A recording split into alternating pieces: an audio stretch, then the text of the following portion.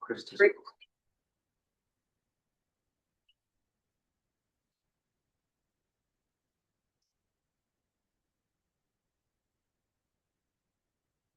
Let's call the meeting to order. Welcome everyone to our November Committee of the Whole. And Jason, welcome. Good to see you here. Usually there's someone for you to sit with, but Pat's not here tonight, so I don't know what happened to Pat. So anyway, let's call the meeting to order.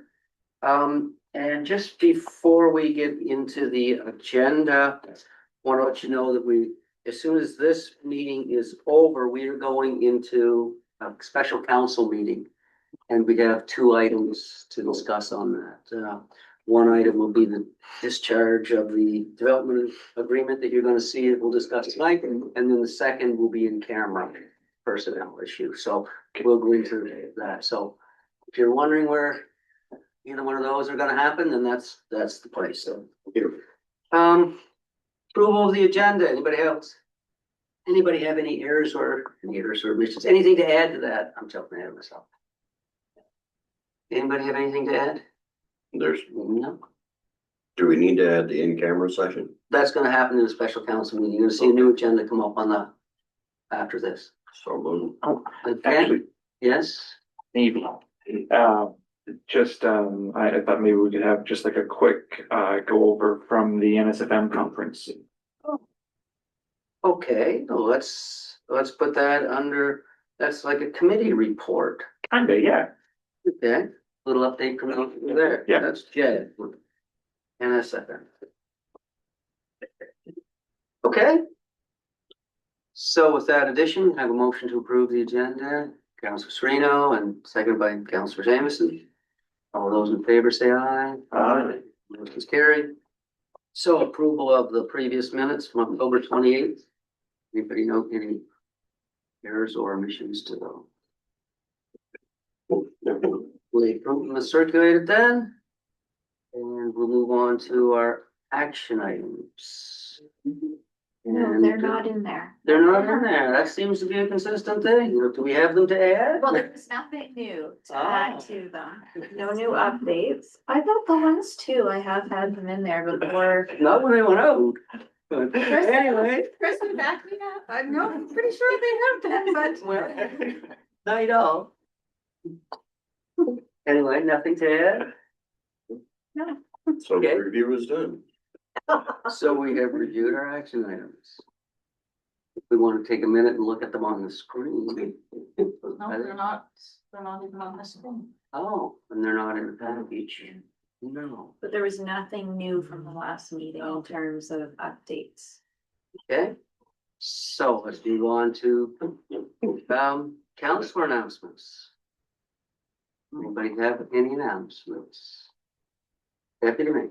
Once again, West Kings won another tournament and are moved on to regionals now, the volleyball team, and just want to take a moment to thank the people in with the electric vehicle today. I was able to take the truck out. I did bring a book in, I think it's for Councillor Brackernack right there, if you want to take a look through. Okay. I didn't know what was going on. I just happened to come in today and think, oh, Yeah, that's they nice were to know what's sitting in going there. on. They've always had the cars every other time, so it was nice. Okay, thank you. Any other announcements? Okay. So remind people that, no, well, it's not this weekend, it's the next weekend, isn't it? The breakfast is the 1st of December. Yes, okay. So it is not this weekend, but next weekend, it's the regular Lions breakfast / Santa Claus breakfast at the Lions Home. I look forward to that. Yeah. A lot of fun. Sure. This is not. All right, so let's move on to new business. So, the development agreement discharge, Commercial Street. You want to take us through that? Thank you. So this is a housekeeping item that our planner has identified after reviewing some old development agreements that the town has. So this is a development agreement for 287 Commercial Street that Presley Ilsley owned and was Main Street Convenience at one point. So the development agreement is from 1983. And it was to facilitate an addition or expansion of the building, which was outside of the current zoning bylaw at the time, so a development agreement was required. As you're aware, that property has changed hands a few times since then, and the property is now zoned appropriately for commercial. It's under the gateway and multi-use or gateway, remember the name of the zone now? Yeah. Mixed use, yeah, so it is, the current development that and renovations that are happening are permitted under the current bylaw. So the development agreement on the parcel is obsolete, so we're just looking for approval from council to discharge the development agreement. Just looking for clarity, I think I know where council will go with this, but it is required to just get from you direction that you will not require the property to be returned to its original condition upon discharge of the development agreement. And we have received a discharge agreement from our solicitor already, making that assumption. That was sent before I was able to give him his response. So if that's the wish of council tonight, we can approve it at the special council meeting. If you would like to have additional questions that I cannot answer and need to get some information on, or you wanted to explore something in between the restoring of the property to its original condition, then I would need to speak to our solicitor and plan. Any questions on that or any, we can have that kind of conversation now if we want around, Does that property include more than the store and that in the parking area there? Does it include the house behind it? Where Wheaton's is now? No, it does not now. Okay, so it's basically just, what is, we know it's a store. And that Farm stand. farm stand structure on the side, yes. Used to be electrical facility, electrical. Yes, that was what the development agreement was for. Preston was an expand- electrician. was For the expansion of that property Yeah, and use. so I remember it prior to 83 and it's in better condition now than it was. Figured, but Don't want didn't want to put too many assumptions. Yeah. So unless council says otherwise, then the motion at council will be to approve the discharge and waive the requirement to reinstate the land to the original condition. That's good. good. Thank you. Let's move on to department reports. We have a fire one there.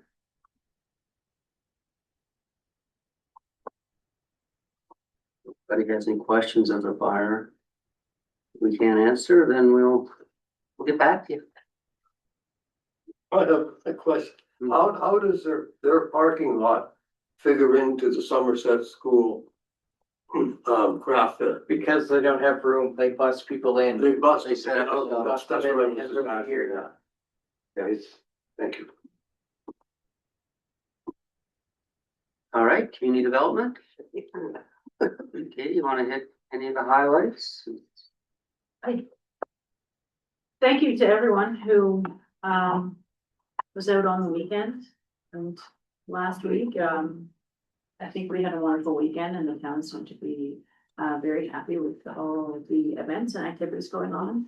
I did just want to touch base about the Christmas reception, the holiday reception, which is scheduled for December 10th from 4:30 to 6 at the Lions Hall. And I apologize, I should have brought this up earlier, but last year, the process that was kind of taken is that council had hand delivered some invites. And I would just ask if that's the intention again this year, that we could have them ready for early next week for distribution. It was one of my questions to No. ask you if we are gonna have them again to Yeah, we distribute do to have, those who the want to. envelopes will be delivered on Friday. And as soon as we can stuff the envelopes, they'll be ready to go out, so. Early next week. I was gonna ask the same question, because I think that was a very effective way of trying to make sure that people were reached. And I think the one thing we need to do as counselors is sort of be somewhat careful and make sure that we spread our invitations out a little bit. And we have an electronic version that you can send us as well? Yeah. Okay, So, so what date, so do you wanna leave them here? can we People say, come in, and pick them up, you tell us a date that it's. I would say Tuesday, they will all be ready to go. Wonderful. And do you have a sense of how many people would want? Do you wanna just make a batch of so That's- many, or how do you wanna We do ordered that? 150 envelopes and we're doing the printing in-house this year on cardstock. Well, what happened last year, I'm sure you folks remember, is that we had ordered some and then there was much more demand than we thought. So we ended up photocopying some and realizing that that was just as efficient, so we're just doing them all in-house. We did order envelopes, but outside of that, we don't print them as needed, but I will prepare. We have 150 envelopes, so I can prepare them for Tuesday. Okay, do people want 15? Or 20? You give them to me, I'll hand them out. You want some, what, you don't want us to take your whole supply at 150, or did you have 150 that you were expecting council to take?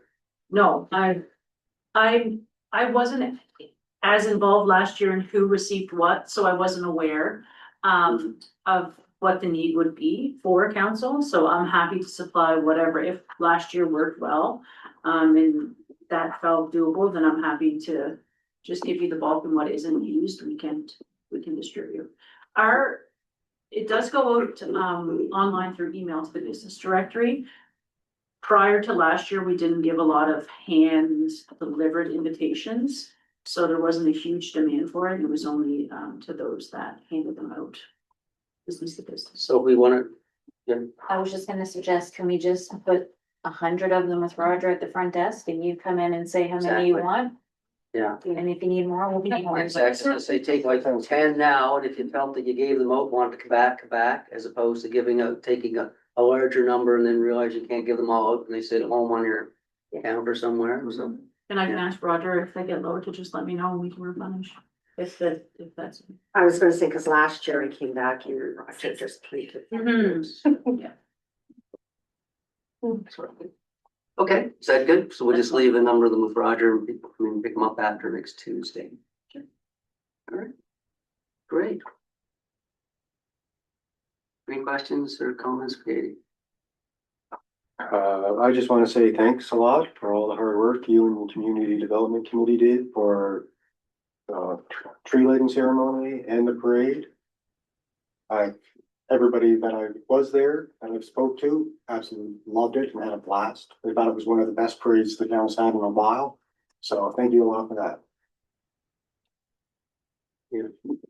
When the weather's good, everybody's happy for some reason. But it was a really good parade. Yeah. I walked back and saw every one of the floats and it just, yeah. Groups put a lot into their floats, you know. Yeah, no, I thought it was very well done, so congratulations, and thanks to Public Works guys for setting up barricades. I think the last parade that Ann and I were in, we had a little challenge there with some of the barricades, and people were driving past them First Street, so that it was, yeah, well organized all the way through, so.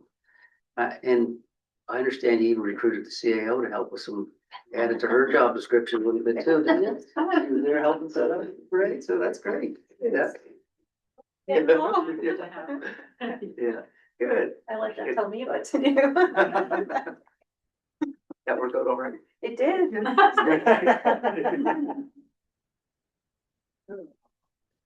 All right, any other questions for Katie and comments? All right, thank you, Katie. So let's move on to Public Works, Aaron. Okay, thank you. Just a couple things I'll add to the report. It's been a busy week, even though it's only Tuesday.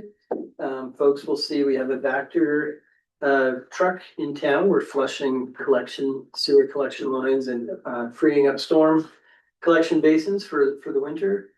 We've also flushed the pumping station, so that truck will be in town probably for 2 more days, just prepping for the winter. Another thing I'd like to mention, as of yesterday morning, we started winter maintenance. We did our first salt ice treatment on the connector roads. So not all of the town of Berwick, just the connector roads were treated yesterday morning. Another thing I'd just like to highlight in the report, over the past 2 months, we've drafted an operation and maintenance manual for the sewer treatment plant, along with a sludge management plan, along with an emergency response plan. So all of those are now in place and they've been submitted to Nova Scotia Environment for their review. So that's a good accomplishment we're quite happy with. Aside from that, between the Legion commemorative banners and Christmas decorations, it's been a busy month. Yeah, and well done to the guys for putting up the banners and the Christmas decorations. A lot of good comments on the Christmas decorations and especially when they put them up because of it was some pretty nasty weather they were up there putting them up. And I It was, thought them with that and thought, you know what, I bet they would sooner be doing something else than being out here in the pouring rain and putting up Christmas lights and stuff. Yeah, I'll pass Good to that. see them hang in there and get them all up and, yeah. Thank you. We did receive some recommended practices on how best to handle the commemorative banners going forward. We received those from the Legion, so that was really appreciated too. Okay. And they're stored at the Legion? They're stored at the Legion. Okay. And do we expect more next year from the Legion? Chris, do you know? Or I they? assume that there will be more. Yeah. Yeah, there's still a lot of people out there who who could qualify for that, Mhm. like me. I noticed you I were. might buy myself one then. Hey, anything else? No? I just want to check in on the crosswalk attendant. And if there's any news there, if we've got anybody who's really itching to get out first thing in the morning and later in the afternoon. Yeah, to date, we haven't had any applicants. Yeah. We started out on Indeed. One of the challenges with Indeed is you get a lot of applicants and when you start screening them, not many are actual applicants. So we moved to a different direction. We have it posted around town now on the town bulletin boards. And since we've done that, we're waiting for the right candidate, but we haven't had interest yet. Okay. So, Yeah. fingers crossed. Yeah. And if folks could communicate that to their peers and neighbors, we are looking for a crosswalk attendant and we'd like to get them as soon as we can. Okay. Happens every night. I Really? will make a note, as it reaches out to us, that might be a good Yeah. opportunity. Good idea. Great idea. And I'm not doing the drop off in the morning right now, so I wasn't sure. So are we still manning both crosswalks right now, or are we just moving April up to? We've moved April up. Okay. And that's all we're doing for now, yeah. Okay. That's all we're doing for now.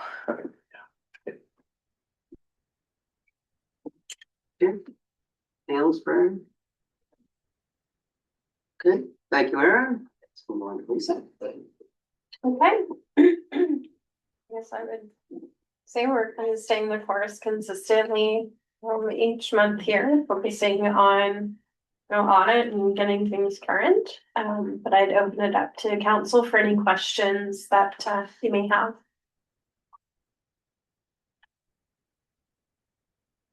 The only question I have is, what exactly did we go over budget on to get into the deficit? For the shortfall that I presented.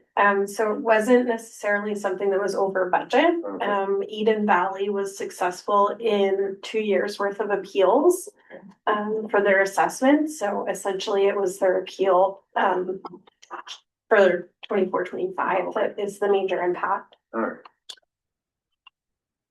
Councillor Cup. Yeah, so I had a question. So they appealed for 2 years, but the budget shortfall is just for the 24-25. Yes. So I had 23, so was 23-24 also impacted? Yes, it is. And we haven't dealt with that yet. Is No, it okay? it's gonna flush out through our 24-25 statements. Because although it was the 23-24 assessment that they appealed. Where our books are still open, we'll apply that in the 24-25 audit. So you'll see the implications of that once we finalize the audit. And so is the amount that we're out, like, is it double what we're looking at on this year's budget, or is that It would be about the same, I think it was around 120,000, I think, don't quote me on that, but it would be the same impact essentially that we had recognized in this fiscal that will impact 24-25. So it's really. Yes.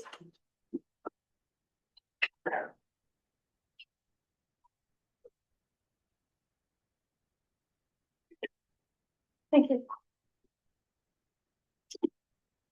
So are we ready to, um, do some scheduling for the audit committee yet?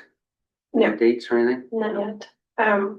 Essentially, so I just wanted to clarify, because I'm not sure if it's been, if I'm presenting it well enough. So when I say that we are working on the solar garden reconciliation, and we do require that to be completed for our audit. And the ripple effect of that is that the audit committee had approved an additional resource, which we have the consultant that was supposed to be in place to help us get current and help us work through audit. Because of the solar garden issues and the area of financial issues, that resource has been essentially fully dedicated to working through the solar garden. So as a result, our team still struggles. We haven't made the leeway that we should have had on the audit because that resource we have in place has been pulled into all of the area issues that we've had. So I just wanted to make sure that I clarified that while we are waiting for a piece to be completed, which is a solar garden, that will then free up the consultant's time to then shift focus onto our audit. So it is this really negative ripple effect that we're experiencing, and I don't believe that I've done well enough job communicating that around the table. So I did want to reiterate that tonight. In addition to the solar garden reconciliation, there's also the HST component that's going, hand in hand with that reconciliation. If you recall, we had council approve Dome Grant Thornton to go through and do a review to see what recovery we'd be able to capture.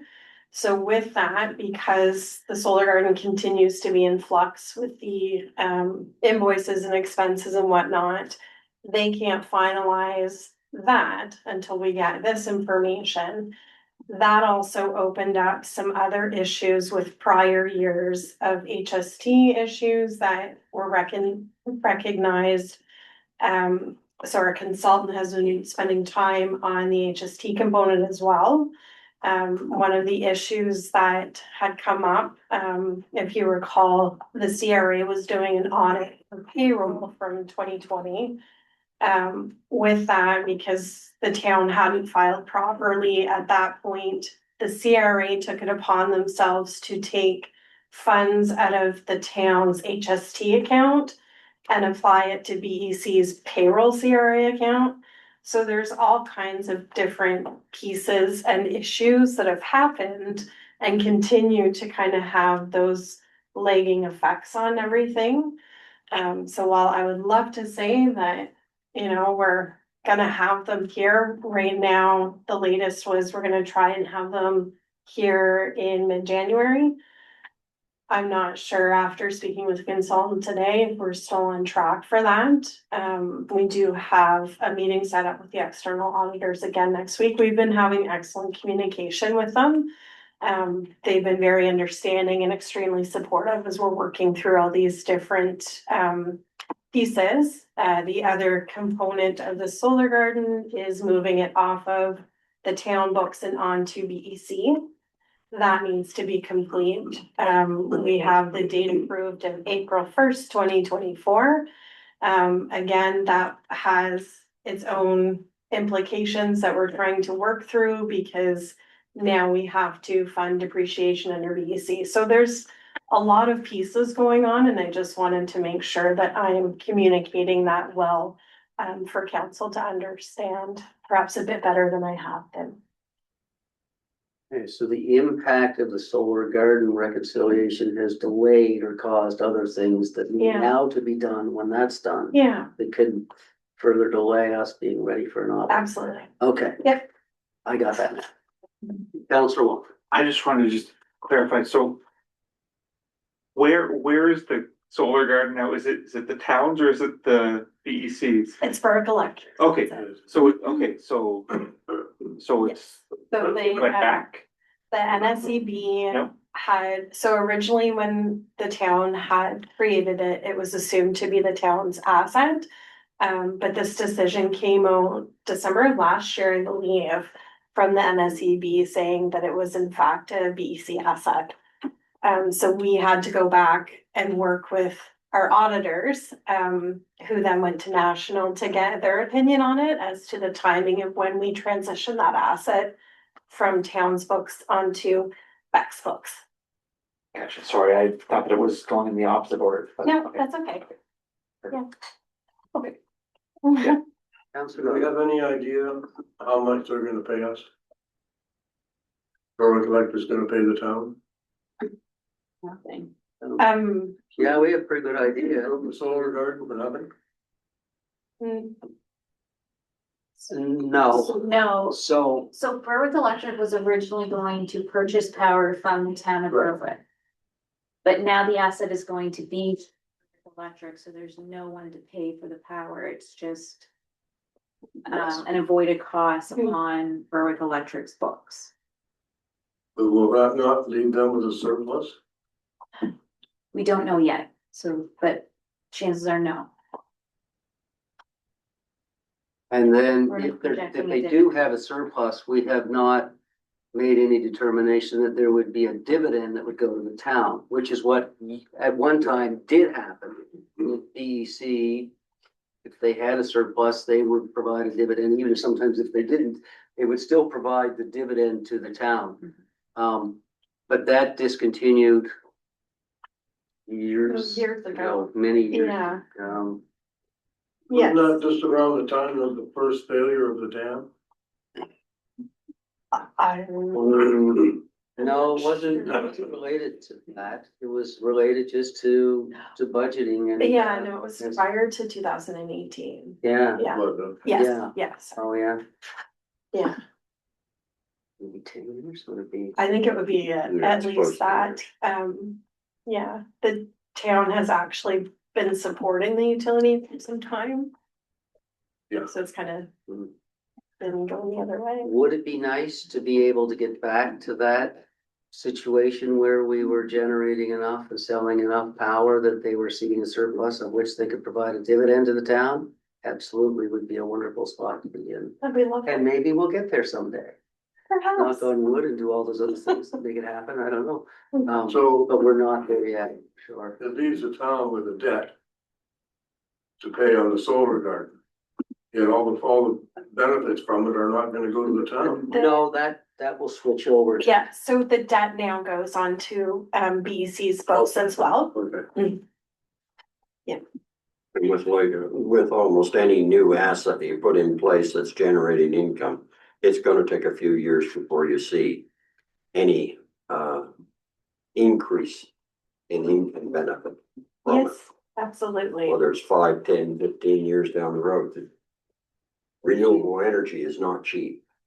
Basically, what it does is prevent Berwick Electric from buying expensive power. Yeah, it reduces the amount of power that we'll have to purchase from Nova Scotia Power because we're producing it ourselves onto our grid. Much like when we have the hydro dam producing. Yeah. Yeah.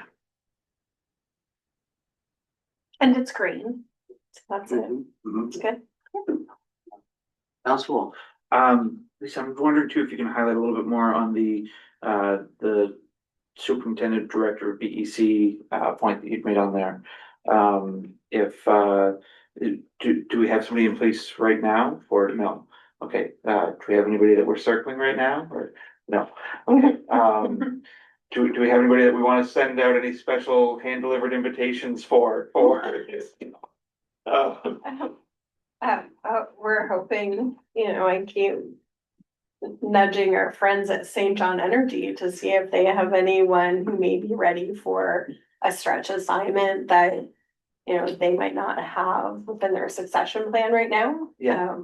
I have pinged all of our MMUA counterparts that have that position. And we utilize their information for job descriptions, to compile ours. Yeah. Nobody said, oh, pick me, but, I think we'll hit it when we go to our MMUA meeting, which is in St. John. So, if I have to walk with a sandwich board up and down the hall. Good plan, yeah. Yeah, Yeah. okay, I'm just wondering if that is like and I know we had an anomaly with Don Regan before in doing that role and doing every other role that Don was doing, but I'm wondering, is it a potential that that's maybe a position that we might be able to get any sort of cost savings if we were to partner with another municipal unit's energy organization, like maybe, hey, why don't you take on this? And that way we're not paying a full-time salary, but if we had somebody else in that. Would you like me to take that? Sure. So we did attempt that 2 years ago with Mahone Bay. Yeah. And it just highlighted that we're looking for two different skill sets at this time. Yeah. And based on the needs of Berwick Electric at this time, we don't feel that splitting the position is the best route. Once we have someone in place and we get our feet under us in terms of some of the projects that we have on the go, we might have some capacity to sell, and that would be the opportunity to look at it then. Perfect. But we do want to get someone in place first who can spend 100% of their time focused on us. Yeah. And then absolutely, there could be opportunities with our other partner organizations to share some expertise. That's great news already, yeah, thank you. BEC has a lot of balls in the air. There's a lot of things being juggled. Between grid modernization, all our green energy projects have stuff and, I said I taught him that word. yeah, she did. I was wondering at this board. Balls in the air? Yeah, no. Okay. That was last year.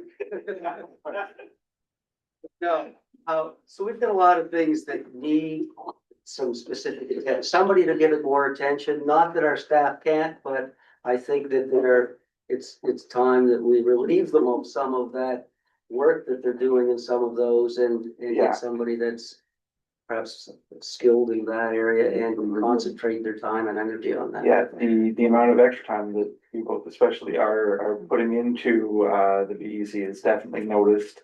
I mean, for both of you, I think it's about 60% of your reports now as we look at those like committee of the whole reports. So yeah, it's definitely noticed and it's appreciated. So thank you. Thank you. And we've been very lucky to have a lot of help from our partner or the MMUA organizations, particularly St. John Energy. So we've been able to cobble some things together, but I think it's putting a lot of pressure on both myself and Lisa, and we're recognizing some of the strain it's having on the organization in general. So to have someone in that position will just help both Town of Berwick and Berwick Electric moving forward. Deputy With that off the books, how will that affect our borrowing? In a good way, I'm assuming? With it off our books, if it's now a BEC? The garden, sorry. Yes. Unfortunately, it has no impact. So because it was a generational asset, the debt didn't impact our debt service ratio.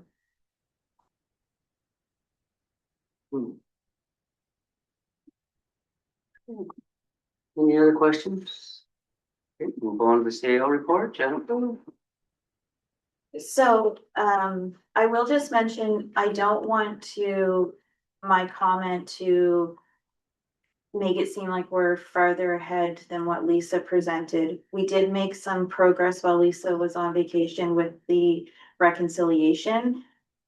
Like we're not finalized everything, but I think we finalized some key decisions that need to be made, but there's still work that we need to get the corrected invoices and credit notes. So from the CAOs and CEO point of view, we finalized some things, but there's still work within the organization to get some of that information sent along. So progress, but not complete at this point. I will note, and we'll be discussing this later at our special council meeting. Conciliation was successful, so we'll go through some of those details in camera. But a big thank you to the QP union and their work yesterday with us on reaching that agreement. And I unfortunately can't say who it's from, but one thing I didn't put in my package was that we have been approved for a significant grant for our wastewater treatment plant at about $5.1 million. And we're working on an announcement to come hopefully before Christmas. I know the mayor's trying to push that, but we have to work with the funders on that. But that's 5.1 million of our $7 million project, so. Good job. Yeah. Good job. So, Aaron, thank you for all Good the job, work man. on that, Excellent. Good news. and I'll take any questions. I had one. Councilor Serena. I had one, but then I finished reading the paragraph and you said you'll update us later. It was just, I want to know about the library funding, if the province is even considering helping out with funding of libraries or anything like that, or put a bit more in where we can't. Didn't feel optimistic that there would be additional bridge funding this year, but we want to work with the AVRL board to look at next steps. Okay. So that's what I'm thinking for right now. Doesn't mean there couldn't be funding in the future, but there didn't seem appear based on our discussion to be any bridge funding Okay. coming this year. All right. Missed the strategic planning on the 18th, and I'm sorry, but I was delayed. Just a quick comment, success, good opportunity, came away with all the expected outcomes, I hope. I believe so. Krista's just transcribing all of our chicken scratch from that meeting. It's a little more detailed than I just. Which is what we were hoping to get. I think that, and maybe I won't speak for council, they probably have comments on how it went, but from the citizens that I spoke to felt that that was the most productive meeting we've had, and felt that they had an opportunity to share what they wanted to share. And there was also an opportunity for them to write down anything they didn't have an opportunity to share, or maybe at the end kind of remembered, oh, I didn't mention this. So I think once we get that information from compiled, we'll be setting up a afternoon workshop potentially. And I hope I'm not stealing your thunder here. I was gonna bring it up in the mayor's report. Oh, okay. But, how about that? Okay. To be. talked about success. Yes, Yeah, success. Thank you. And I would invite any councillors that were there if they want to share any comments. I did hear very much the same thing from some of the committee people and other people, that that was probably a more productive one. They were very pleased to be there and have that opportunity, but anything from Councillor Pine? So I would agree. I mean, I had people who were part of the group I was with and people who were on other groups who were public members who felt that the whole exercise was one that they were happy to be involved in. So that was really good. In our group, one of the comments that came back is they wish they'd been in the room that we were in for this final meeting for everything else that we had done, because it was much more conducive to the kind of working together. But of course, we'd also done so much work already that getting to work on it this time was easier, I think. So, and I've shared this with the mayor and Jan, is I've been sitting back thinking about it, thinking of all the things that we didn't remember to put in. So, you know, sort of, and I've had a few people say, oh, did we remember, or we should have, you know, after that. So it's kind of interesting to see that people are actually being very thoughtful about the whole process. And yeah, it was a good meeting. Any others, Councillor Wong? I would just say, I feel like we're at this very interesting point right now where the folks who have been in the room, especially for the last two sessions, feel very personally interested in what comes out of the strategic planning, which is which is very different from how I felt from the first session that we had in the strategic planning. I think it's fully come around to, it felt like just what everybody that was in the room by the time we finished up the last session was very much invested in making sure they were here to see this out, and that they didn't feel that their work was fully over either, that they were excited to see what was going to come out of this next, that they wanted to continue to be a part of it. And that is a really great feeling at a municipal standpoint, to know that we have the community who is involved in this and wants to make sure that their stamp is there too.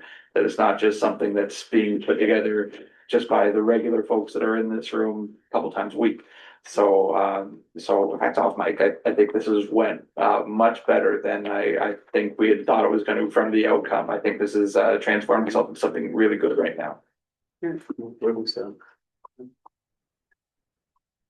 All right, well, so we'll talk a little bit more about the kind of the next piece and yeah, a little later.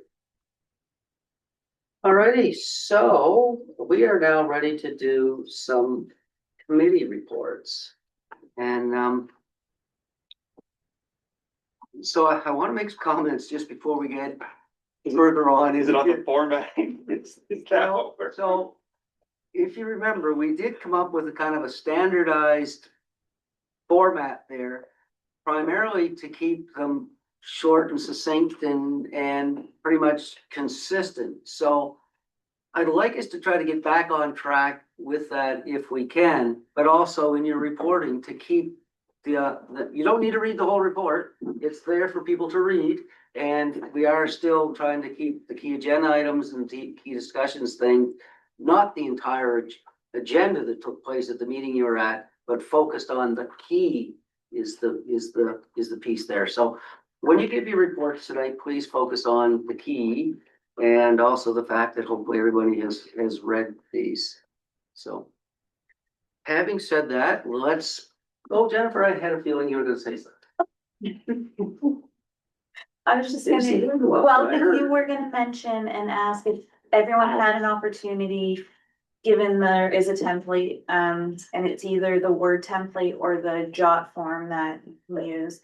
Thank you. But whether you had an opportunity to work with the IT, with Jeff, the IT consultant, and if you didn't, to still have, well, still gonna look for another opportunity for that, just because if that's one of the reasons why you're not able to use the template, we wanna make sure we get that opportunity for you to get the training. Where does the new template go? I was saying that Krista sent me one, but are they all gonna go back to Krista's? Like she's on PAC, and is that where they're supposed to go? I was like, oh, I didn't know this was fill this, and it goes to somebody different. Nope, all the jot form, if you're using that template, the jot form, that comes right to me. Okay. Yeah. Wonderful. And if you share your other template, it depends on who you email it to. If you email it to me, I get it anyway. And then, Great. You should email it to Kristen. If you Yeah. want to copy somebody else, that's fine too, but she's the one that assembles it and puts it all together for the agenda. Okay. All right, thank you for that. Yeah, so if there's anybody that's not feeling comfortable yet with finding that template, Chris, okay, we want to help you make sure you can find it and fill it out and return it. So if you didn't get that with Jeff, then we'll figure out how we make sure you know where to open it and to. And I completely missed it this time, but usually when I send out the reminder for committee reports, I usually do put the link to the jot form in there, and I completely messed that this time, so my apology. I will make a note to put that, make sure that there is a link to that in all my little reminder notes. Okay. All right. Thank you for that. Okay, let us begin. Council Packanack with accessibility. Okay, so, my apologies that I sent out a longer report than I likely should have. Oh, I beat you already, don't worry. Because I don't, because, you know, but, again, we had a very robust meeting last night, and I didn't want to sort of leave anything out. If you've gotten the report, I think it really covers the things that we talked about. I do want to bring up a couple points, and I want to just, again, expressed to Aaron and the Public Works people how much we have noticed and appreciate the work that was done getting the lines painted for the changes in grade on the sidewalks. Impressed with how you have repaired commercial street sidewalks. They look really good actually. For now. Yeah, so, Coming. so that, those, just to make sure that, you recognize that that is really appreciated and you understand what the work is. And I recognize that your staff actually understand how important this is as well. And so that's been really helpful. Also, so the couple of things we talked about, and there had been a discussion here at the last council meeting, I think, about an aisle in the parking lot at KMCC from the crosswalk, so that people didn't have to then walk all the way around the parking lot. And we spent a lot of time last night discussing that. Then today we actually had some of the building code information shared and took a look at the code information and looked at whether that would change. So what we're suggesting is that a letter go, I guess from the town, and Taylor can do it, but it may be helpful if it goes from the accessibility committee to the Berwick and District Community Association. That's correct, right? They're the people who get the request first that this change be made in the parking lot. That there's just 2 parking spots get taken out directly across. Right under a lamp, which was nice. Basically under a light, yeah, but then people will need to share the roadway basically through the parking lot to get to the cutout at the main entrance, because there's no efficient way other than that, and there isn't a curb cutout on the sidewalk by the building that wouldn't be accessible, so that's kind of what we'll be asking for. Also need to mention that because we were talking about KMCC, we still again discussed the lack of seating in that public space at KMCC, and we'll be sending a letter recommending that they come up with some seating. It can be very uncomfortable seating, but seating for those people who need to be able to sit when they're waiting to get into events, etc., when they're there at the building. So that's and then there's information around bulk bus shelters and the discussion we had there around where, if we were going to recommend bus shelters, what were the criteria we should use. And I think one of the big things we realize is the volume of people who wait likely should have an impact. So perhaps the request for one at Main and Commercial doesn't have the kind of volume that, but that's the one that's been requested. But for those of us who spend time in the downtown, we recognize that the shelter at Foodland always has significant number of people, and the stop across the street has a significant number of people waiting, and likely it would be most appropriate, like if we were just adding one. And the other comment is, if we were doing major infrastructure like paving, etc., we wouldn't want to put in shelters until that infrastructure was done. So I think those are the 2 main things that came out of that meeting. It said and oh yes, and we did go over our report card and review it, and we'll finish that and have it updated for our January meeting to sort of be able to report on sort of how we have accomplished what our goals are for this year, or what other work we want to get done this year. Any questions? Sounds like you had lots of good discussion then. Tonight. Okay, let's move on to the next one. And so Councilor Walsh, with the library, I know that you had mentioned to us before that one of your meetings, some of your conversations around the funding was dealt with in camera. If you have anything that you want to bring to our attention in camera, we can do that in our meeting afterwards in our in-camera session, if you Certainly, think yeah. there's some stuff that you want to add around that, as Yeah. opposed to not, we can deal with in-camera items from another committee in our own in-camera session. So we can't talk about it right now, but we can go in camera and talk about, do a conversation at the library board if you think Yeah. there's anything like that. Yeah, and what I would say is, I mean, I definitely put it all out there, so my apologies for my formatting. It became one of those, situations of, if I don't push this out today, I might not be able to get anything out at all, and, I was between laptops as I was between changing jobs over, so, it became a matter of the reminders out there to get the notes out. I better try and get them out as soon as I can, because otherwise I won't be able to over the weekend. So this was the congealment of moving together some notes and some recorded talks from the library meeting. So just what everything is in there.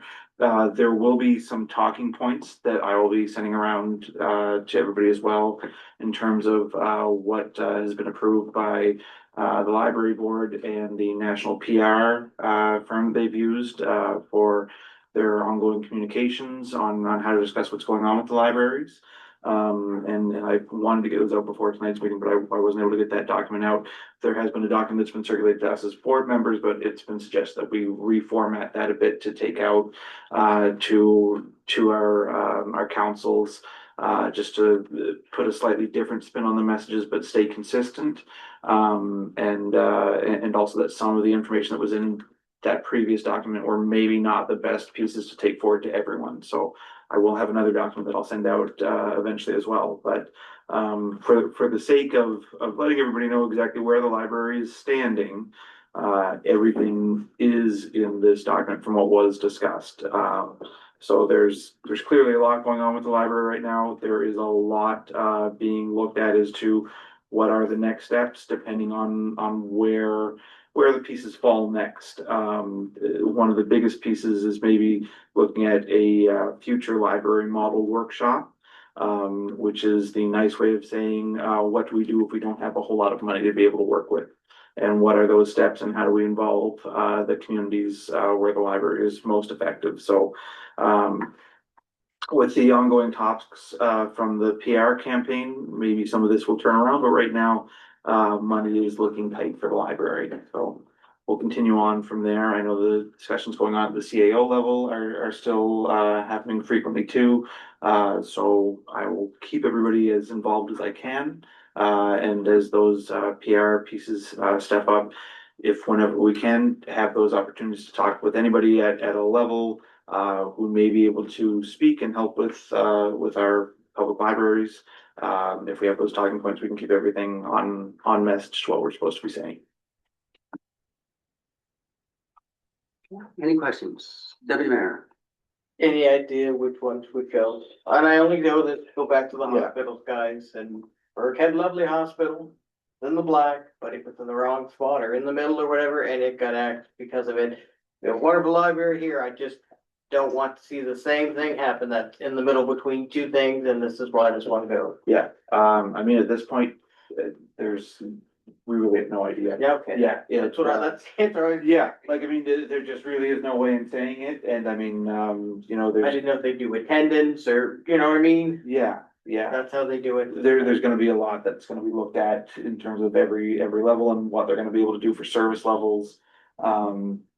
And what they can do to try and make things equitable, but it's gonna be hard coming into the next budget year when we're gonna be left with on the bright point, maybe half of the reserves of what the library has by the end of next budget year, so it'll be tight.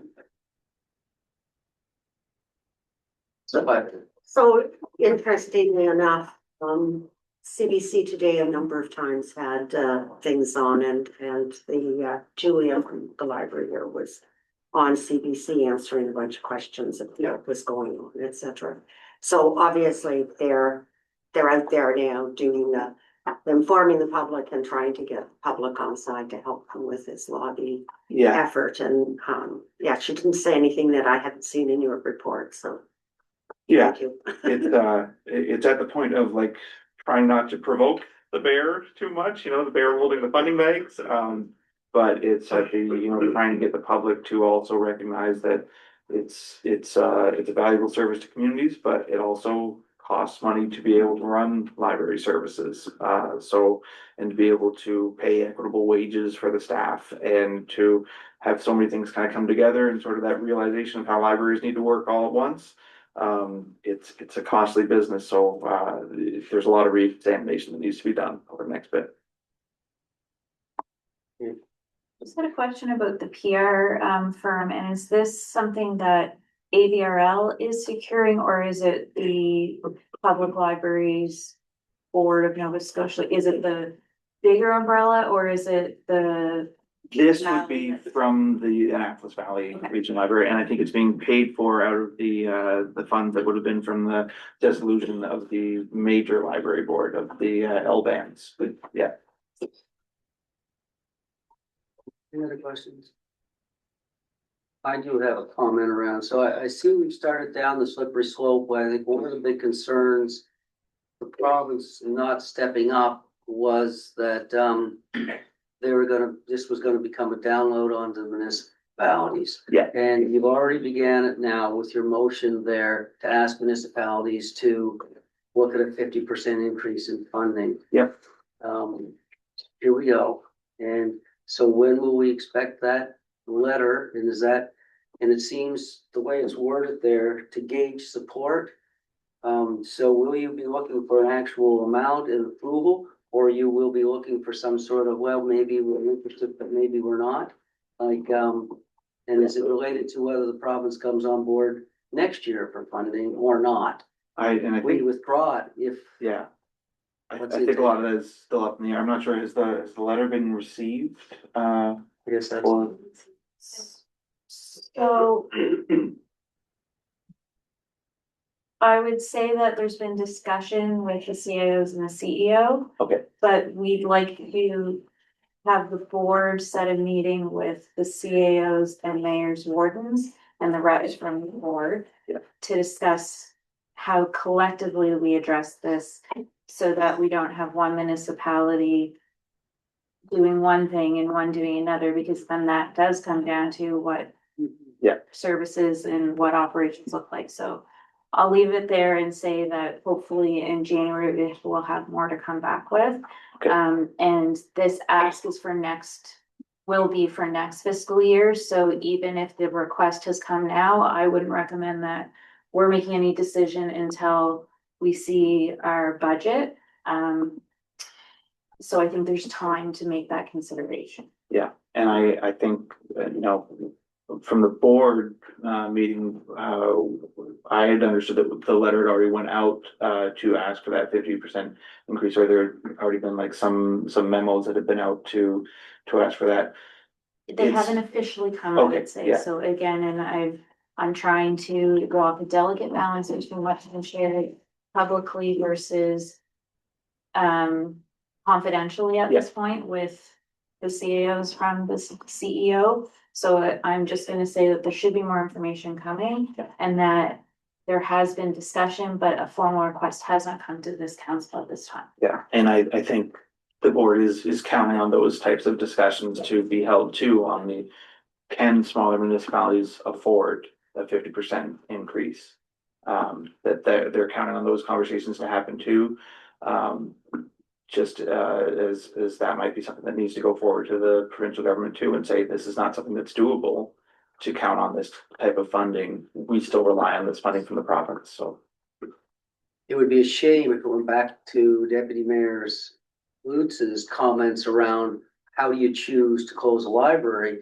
And it may be on your ability to provide the increased cost, which would be a real shame.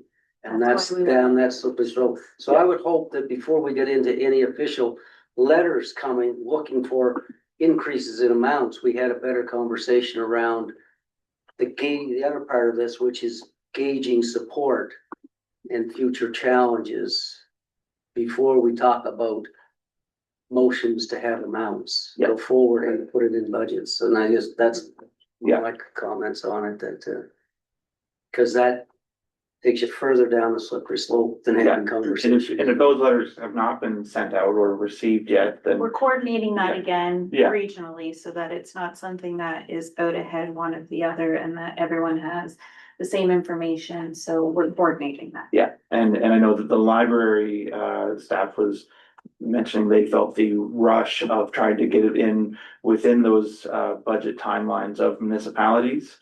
So if the letter hasn't went out yet, then maybe there is still more discussions that's happening outside of those board meetings that perhaps there might be a change before anything arrives. All right, any other questions for Councillor Walsh on the yeah? Can move on to BEC, and a number of the items there have already been talked about in the report regarding solar gardens and superintendent. We'll say we're making some progress with our committee on the power bill subsidy and hoping to meet next week on that, and good information coming from Salvation Army, who is the nonprofit organization that works with Nova Scotia Power on how they do theirs. And so hopefully the committee will be able to put something together as a more official proposal and program very, very soon. Nice tune. Any questions? Okay, let's move on to Diversity Kings. Actually, I just had Okay. one sorry. more. Yeah. So just going back again to the hiring for the BEC superintendent. So are we contracting anybody in that search, or are we, how is the search? I think our intention was to create a job description and then look at when we would post it, and then how we might do some internal active recruiting, and Posted. it's posted now? Okay, it's already posted, so. Okay, And we'll work with, again, the MMUA and how they would be recruiting some of those larger municipal electric utilities. We'd look to see how they recruit and get some assistance from them. We have a deadline on our post. Open until filled. Okay. Yeah. no headhunters yet or anything? That was No. not our Okay. intention, was to No. hire any headhunters. Okay. Okay. But some may get recruited to be headhunters if they want to wear a sandwich board, for example. Right. I'm here for this. Just a large bell too. Yeah. Yeah. That's a great idea. I feel like we've made some better contacts than we had when we looked for this shared position before, that we can reach out to and look to help us with identifying what pools we should be looking at, and also maybe even help us with the interviewing and shortlisting process as well. Really good network there.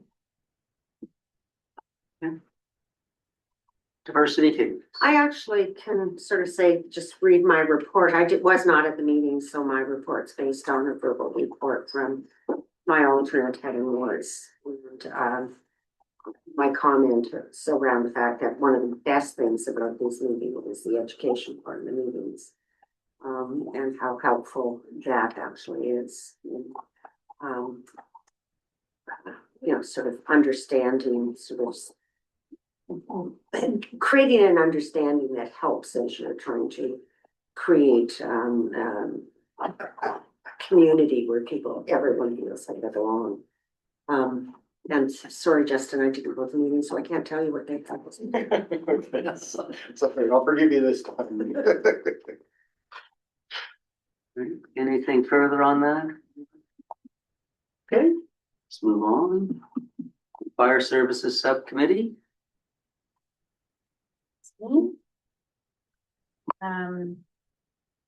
So we've had some discussion about the replacement of tanker 21. And really what that's gonna cost all three of the partners, and really about what that means for the town and where our current debt is and how much we currently have on the books for the fire department. So there was a good discussion and good understanding from our other two partners about the challenges.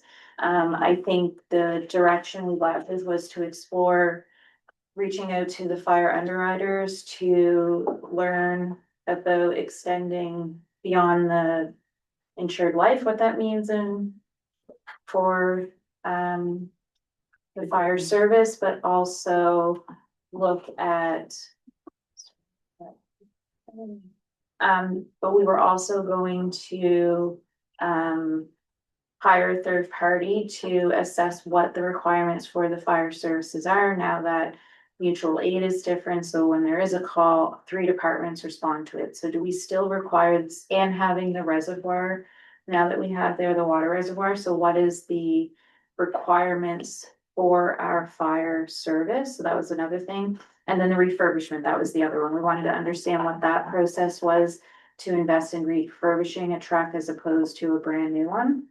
Because as you can see, it's a significant amount of money. I don't know if I put that in here, but we're close to $2 million by the time the truck chassis is purchased and the rebuild is complete. You're looking at close to $2 million. They are looking at replacing a tanker and a pumper with a tanker pumper. So they are looking at how to be more efficient, but it still is a significant cost to the partners and the town.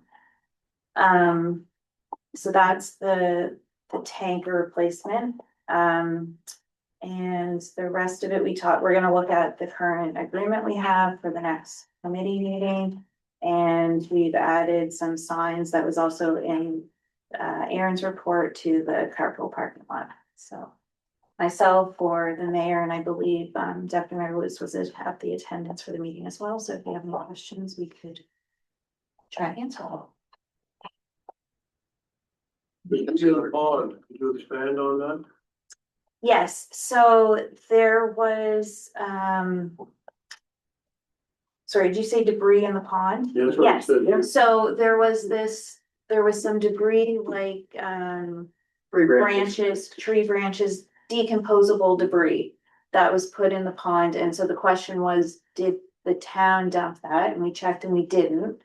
But we just wanted to make sure that if it was us, the communication is that please don't do that because they may look to seal that off in the future and don't want decomposing debris in the pond. So I did reach out to Aaron, who confirmed that it wasn't us that did it. And we have no intention of dumping any debris there. Which pond is this? The one that used to have the liner in there, Chris, that we were gonna get the liner, but then it didn't hold. Oh, and they they go, built we're supposedly getting rid of? Yeah, so it's being filled in, and I think someone saw that. No, with the wrong stuff. Right. Yes, so a lot of the fill that was used on the bridge construction, they were able to put a lot of that into the pond that they didn't use somewhere else. And it is still open somewhat, so I think someone driving by said, oh, I can go dump my compost there and did that, so that's what that was. They would still take more fill to top it up. They just don't want organics. You can't Yeah. put limbs and leaves in there, so.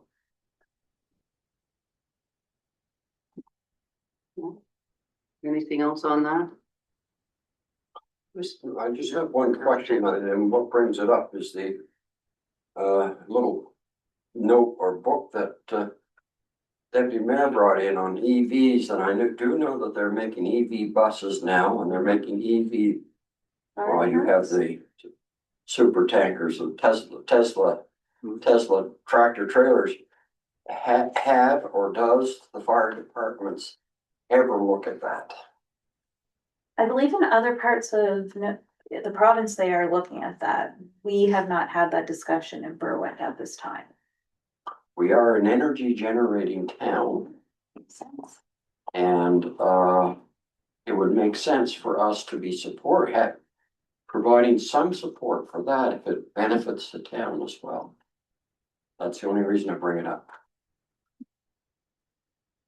I think the conversation around this particular replacement is opening up the larger conversation about how maybe we need to look at how we change the current model of funding and replacing vehicles. The way they firemen are very much also about kind of building as they go and working with somebody local and not getting into the high level tender process and getting a truck from somewhere else across the country. Like, it's just a different, because they feel more comfortable that way. So not too many people in the area building electric vehicles, fire trucks, so the way that we do this business around this is something that we may need to look at in a bigger picture, and the whole thing that Jennifer brought up around, you know, how many, our whole county service, and, you know, how many do we really need in our county? Considering when a call or alarm goes out, there's gonna be 3 departments that could respond now. So do we need each department to have their same set of corresponding trucks? And so it's hard to go there. It's a big conversation because the firemen and the commission, we've done business kind of the same way for so many years. But I think they do realize the schedule that we're on has really, when they see that we're still paying for so many previous projects that were on the schedule to do, that when the time come up, we may not be able to continue with that kind of schedule replacement. And we aren't. And there's some sympathy there to realize that, well, as much as they may, you know, with the plan that they develop says that we need to replace this truck this year, and then next year we're gonna replace this one, and the year after we're gonna replace this one. That may not be the way we continue to do business, because we're one of the partners that are most challenged by being able to stay with that same formula and model, and so it's trying to open up bigger conversations around that, which is, yeah, it's really important for us. Yeah, I'm all for opening up that conversation and getting that conversation going, because, you know, we can only afford so much debt. And as one debt pay, you know, when I look at vehicles, when one debt pays off, you might consider buying a new car to replace that debt. And sometimes you can only do what you can afford. yeah, exactly, and that's the message, unfortunately, we had to send about our snow removal fleet, so. It is something we need to be a bit consistent on and think about when there may be a request that comes to the state. I'm all for safety and all for the safety of the town and the fire services and respect their level of service, what they do, and the quality that they try to achieve all the time, and I'm all for that, but again, we may have to look at it from a standpoint, this debt's paid off, then we can reinvest. And I think when we shared that, the fire commission members and the fire department members really appreciated that. They realized, oh, you haven't paid that off, you're still, because they do. You know, they have that financial ability that when they pay when they purchase something, they have the money, they pay it. So they're not incurring the same kind of debt schedule that we are on things. So they recognize that. Deputy Mayor too. No, the only problem, again, we all know they're volunteers. I mean, we have the best truck down there. If we don't have the volunteers to drive that truck, it's still gonna sit there. So we might have, say, we have 3 departments, but it's all on the volunteers showing up. Yeah, and I guess it would be a shame to think that people aren't gonna volunteer for the fire service because they don't have a shiny new truck to drive every time. Well, I'm just saying, you know, it's We not have that. to get around that Yeah. too, yeah. Okay. Let's move on. If there's any other. Okay, so the homelessness conversation and meeting with Minister John Lord. Anna, thank you very much for attending that. So do you want to do the report? Because I attended for you. Well, since I wasn't there, I'll leave it with you. No, you've done a great job, and you're gonna continue on with that, which is very nice that Yes, you that's right. volunteered and offered to do that, because it sounded like it's gonna be an ongoing conversation. So maybe just to give you some historical background or why this meeting sort of came to be, and you likely are quite aware of the concerns that the town of Kentfield has had around the fact that they are the only place really in the area that has shelter spaces, and they have 20 spaces in their open arms shelter.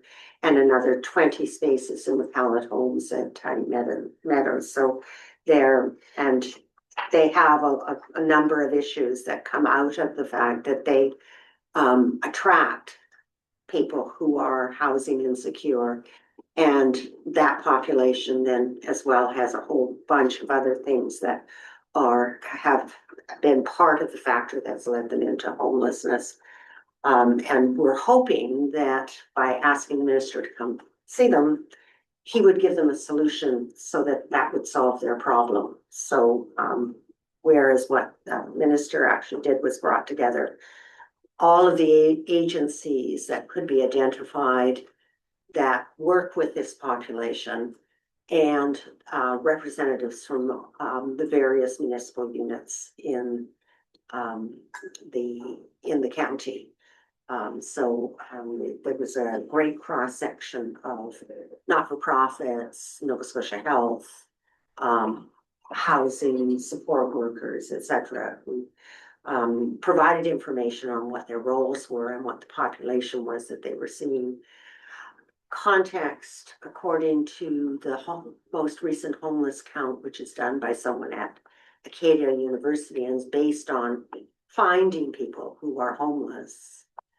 I believe the number was 449 homeless people in Annapolis, in the valley, and I think that's Windsor to Digby was what they were talking about. And the other fact that I found quite distressing is there were about 100 homeless seniors in the area. That count does not cover people who are perhaps not fully homeless, who may be living in their cars or couch surfing but are housing insecure in some way or other, which are also part of the homelessness problem. So I think we got really good education in what was available and started to understand how limited those resources are. That, you know, at least 50% of the people who are trying to resolve their housing issue can't even get to meet with the sort of a coordinator in the system who is supposed to be helping them find housing. And there are lots and lots of agencies that are involved, and all of them are stretched to their limit. The other thing that's really apparent is to get someone who is homeless back into housing is really difficult, particularly if they've been unhoused for a significant period of time. You know, things from the fact that because they don't have an address, they don't have a bank account, and they don't have, they've lost their sort of the structure around how you live, etc. They can't get employment because how do you work when you can't even, you don't even have a place to sleep, kind of thing. I mean, there are people who are homeless who are working, but and if you've got a mental health or an addiction problem, it's even worse. Definitely, this is also a stress for the policing services in the communities. So I think I've covered most of that in the report. Next, so basically the couple of things that came out of this is that the town of Kentville cannot be the only place that's sort of involved in the solution. It's a whole community process. And what the minister asked is for a representative committee to be formed. He would chair it. The next meeting has been set for December 15th. And they would start working on ideas and ways. So there'll be representatives from each of the municipalities, representatives from various agencies, etc., who make up that committee. And we will start to have discussions about potential solutions, etc. That's all I can say. Any questions? The obvious, how many gyms are not used after a certain time at night and that are heated, how many buildings? I know it comes down to insurance and that, but that's the part that bothers me, especially when you get the cold nights. I mean, I just put my cover on my camper, but I left the door open. Not that I want to find anyone in there, but it's out of the cold, there's sleeping bags, anyway, I sleep a little better at night. But that's the part that gets me, that we have lots of buildings. I mean, I think of our gym at 10 o'clock at night to 6 in the morning, schools are all open, are all warm. There are spots for them. Well, I was gonna say that, but that's only part of the solution, Nope. because, you know, you're Yep. right. I And, agree. absolutely, because I think it's really clear, and one of the issues that, you know, we're hearing from the town of Kentville is that the problem isn't what happens within the shelter. The problem is what happens when they're not in the shelter. Yes. And then in fact, there was a desire from some residents in Kentville that if someone who was using the shelter misbehaved in the community, that the shelter would then refuse them a spot in the shelter and they would leave town, kind of thing, is kind of what they were thinking. Mhm. And of course, the shelter, because their responsibility is to provide shelter, is not going to refuse someone for something that they didn't do on the shelter property. So, you know, but you're right, I mean, having shelter is a good start, but it's not the only solution. I mean, you know, my volunteering in Evangeline Club, throughout the year, we see various people come through who are unhoused, who are coming in for the whole gamut of services they can access, from the showers to laundry to having some food provided, etc. A warm and comfortable place, and, you know, where they can just spend the day. So, you know, which is also a need that we can do well, but only 5 days a week.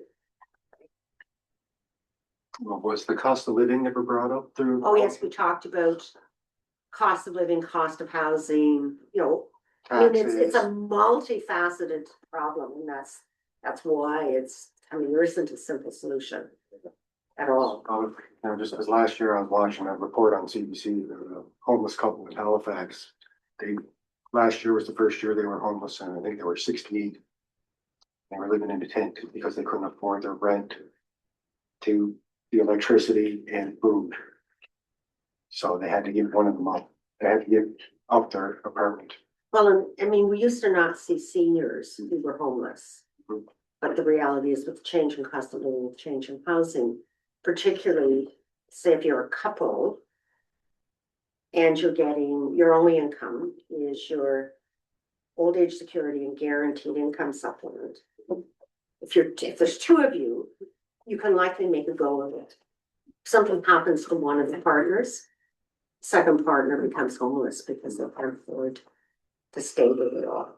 It's that simple. That's how bad it is. Yeah. So, anyway.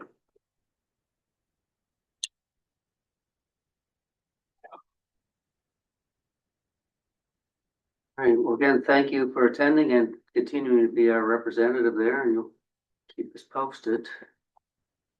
I will. And I will try not to commit us for anything without coming back. But I Yeah, definitely, you know, I'm happy to be there. it does seem to, the more the organizations try to help, the more overwhelmed they tend to get, and the bigger the challenge gets for people to try to provide the services, and the harder it gets to do the good things they were trying to do in the first place. And it just seems to be a bit of a vicious cycle I feel really bad for Kenpo and some of those agencies who, you know, who began to provide those services and now are just. Well, and of course, there's been so many factors in the last 5 years that have really changed the picture. So that's one of the things. But the second thing to say is that we were told that they have been able to move people from, say, the shelter itself into the pallet homes. And there have been people who've been in the pallet homes who are now housed in their own apartments. But to sort of move that, it takes that support system around them that helps them. And so that's why it's important, because if you find someone an apartment that they can afford, but don't help them figure out how to live there, they're going to be homeless again pretty quickly. And that's not a successful process, so it's really important. And there is a good group of people with very skilled and well-intentioned. But yeah, we're careful. I think is the only shelter between Yarmouth and Windsor, right? And Windsor, I don't think has quite what we have. And there's no shelter for kids under 19. The only, like, if there's a child, a youth who needs to have, is homeless. The only option is to send them to Halifax. So. This scenario brings back memories of the old pork farms that used to be around the province. Yeah. And there was a reason for the pork farms, it was to give people some sort of purpose and a way to live and be housed for a period of time. And we moved away from those over the years, and then all of a sudden we stopped as communities supporting our senior citizens' homes, and those numbers dropped as our senior citizen numbers increased. And I think we have to, as you said, it's a vicious circle, and I think we'd have to maybe look back further into that circle and how to correct some of this. Absolutely. And I applaud you for your efforts in bringing this forward. Okay, let's move on. Councillor Goddard. So do you have a Kings Point to point? No, Okay, we meet, every 4 months, every 3 months. Okay. Quarterly. so there is no G, so we'll go to H, which is the Trail Society. That's right. Okay.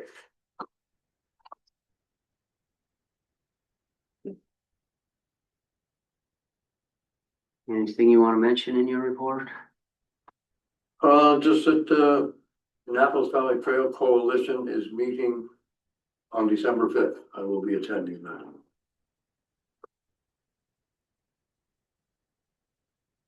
I don't mean to ask a silly question, but with the fires and everything, trails being shut down, they stayed relatively in good order then? No one could be on them four-wheelers or anything, tearing them up, I'm just saying. And I know ours held up very nicely with the one grade. Did we ever get the second grade? Did we need it? We didn't need it, I'm just saying. Yeah, that was my only comment. There was no damage from the fire. Okay. Any of the trails that we attend. And the main trail right now is in relatively good shape. There's a couple of bridges that need some work and so on, but they're still functional. Yep.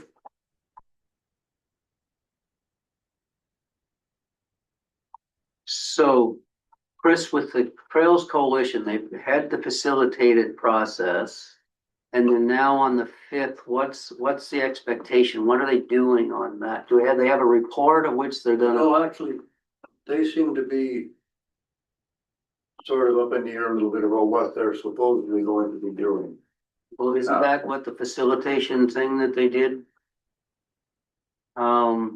Yeah, and the information that came from that is what's going to be coming forward at this next meeting. Okay.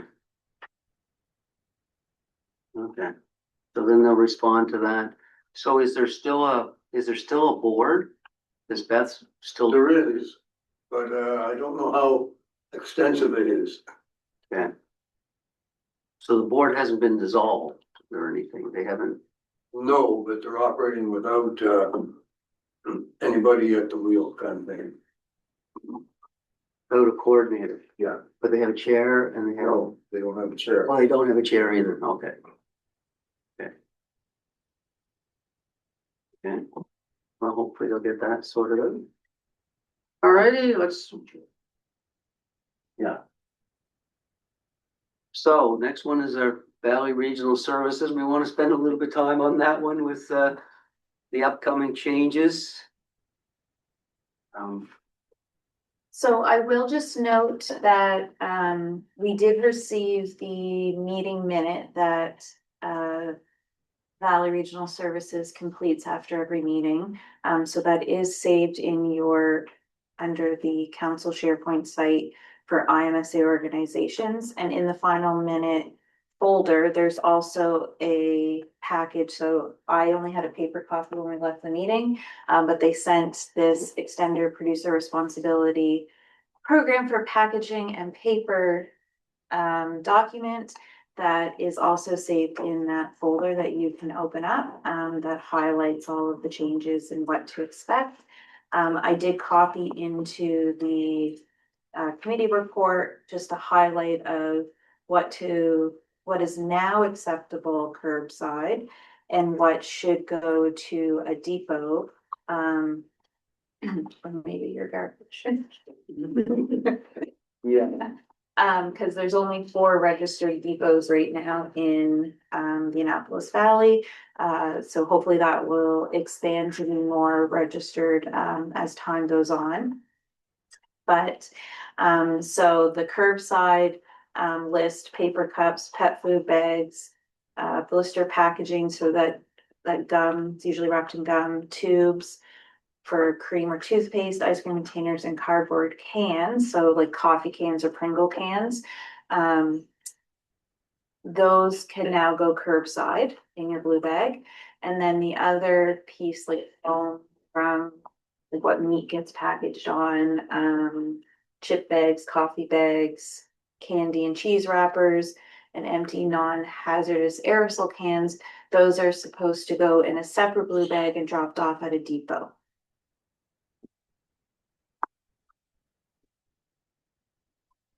Yeah, that created a lot of discussion at our board, as you can imagine. So there's a calendar coming out as well. I don't know if that's, It was is, delivered this week. It's as of, Yeah. the first week of December. So next week we should be getting them. There'll be a bunch delivered here as well as some other locations where you can pick them up. you really should download that page that Jennifer referred to, just so you have it when you get phone calls on this. It's pickup and thing doesn't change, but what you're supposed to put does. And one of the bigger challenge areas is this depot and what you're actually supposed to deliver if you choose to deliver it. I can't wait to take in my styrofoam meat trays. That's gonna be a big winner, saving those up for a couple weeks at a time and dropping those off in summer heat. So you could drop it in Lochiel or Greenwood or in Minus or in Canning. Well, that's convenient. That's excellent. Yeah, since you're going and working in mine, it's some of you too, buddy. So can we all leave it with you? I'm gonna start up a side hustle now. I'm gonna call myself municipal service. Yeah. Yeah. Sure, yeah, I'll take your truck, what? So at this point, if you choose to leave them where you're already putting them, you won't be, They'll probably you still won't do pick the that. on. Yeah. I was gonna say, I'm just making sure with this change, likely gonna, ruffle a few feathers, which who knows what bag those go in now, but, where, we have not increased the orange sticker budget No. for Valley Waste to come along and inspect No. those bags for now, right? There's gonna be a little bit of lead time. Okay, that's good. It's good, because those orange stickers, they don't make people too happy. Yeah. The other thing that will happen in April though is every other week there'll be the bulk cleanup stuff. Yeah. So we won't be doing the spring, fall one again. So bulk items will be able to go to, but that doesn't start till the spring. So it doesn't start now. People start to think that, oh, we see that, we read that, it's switching over every couple of weeks. I'm gonna put my fridge out the side of the road. No. Yeah. No. And So, I just do want to say that if you do see someone do that, we do pay through Valley Waste. They have excellent bylaw enforcement officers and education officers through Valley Waste that if you do see, if someone is putting bulky items by the road before the April 1st, if someone contacts you, you can give them Valley Waste number because they do have the staff to be able to deal with that. Do they still have the programs with the fridge that they used to give you $35 to pick them up? Maybe they don't. I know they used to have that program. They might, and Valley Waste would be able to tell you that if you call Okay, them. sounds good. They might not deliver, but they might be able to tell you who does and connect you. They do have all that stuff on their website as well, but I'm sure that if someone called them, they'd be able to point them in the right direction. Just a little clarification, had a call from someone who said that they went to take some stuff to the depot program, under the depot program, and they washed it, cleaned it, and also took the barcode off it. And they weren't accepted because of the barcode missing. Do we know if that's the case, or was this just someone feeding me a line saying that things have changed? Well, so I'm not sure if this is related to the EPR because that doesn't start till December 1st. But I did learn myself that they will not accept recyclables at a depot if you remove the label. So if you remove a beer label or a pop label, they will not take them as refundables. So maybe. Don't know why you need to know the exact brand of pop that you're drinking, but someone did tell me that you have to keep the labels on them. That's so I know who to charge it back. Yeah, probably. Yeah, so maybe that's what happened, is maybe it wasn't part of this program yet, it was another. So maybe as a municipality, we should start up a levy on peely drinkers. The people that, peel the label off their beer as they drink, right? Yeah, don't do that, that's a fine, yeah. And you zip that whole thing with your thumb and. Well, it's a nice habit. Right, I am definitely a peely drinker, like I don't drink very often, what I do, that label's not on there long. All right. That's in the minutes, right? Okay. For everybody listening on Owl, that's how I drink, okay? It says the depot program, does that mean items you must take to the depot? Yes. So Strongly now I gotta encouraged, save up my chip bags and then. strongly encouraged to go to the depot. Technically, yes. Yeah. Technically, yes. More gas. Technically. Doesn't make any sense No, it for doesn't. people who don't have a car. Yeah. It's Lettering's gonna be up, okay. yeah, So we can keep doing what we're doing. Just put them where we've been putting them. that's probably, Until someone says stop. yeah, yeah. I was just gonna say, Yeah, not this summer.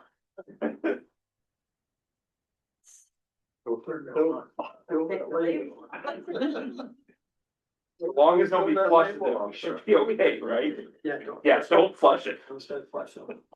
All right, so try to become as best educated you can on that, just to answer people's questions, because it will be a little bit different. You may get the question, I have to take my phone to where? Yep. And then you can answer them. There's the 4 locations. So you Or, mean we can't take them out to the dump anymore? Greenwood, New Minas. No, I mean, I like going to visit the dump. Well, you can take your recyclables under the curbside program, Yeah, but not, no, it's. but not the ones for the depot. And you can if they're not looking. All the other beds are full, just close to the next one. They have to dump it. Yeah. What you take to the dump is garbage, and these are part of the recycling program that go to the depot or our curbside. No, you can take your cardboard to the garbage, all that stuff. So, yeah. The same.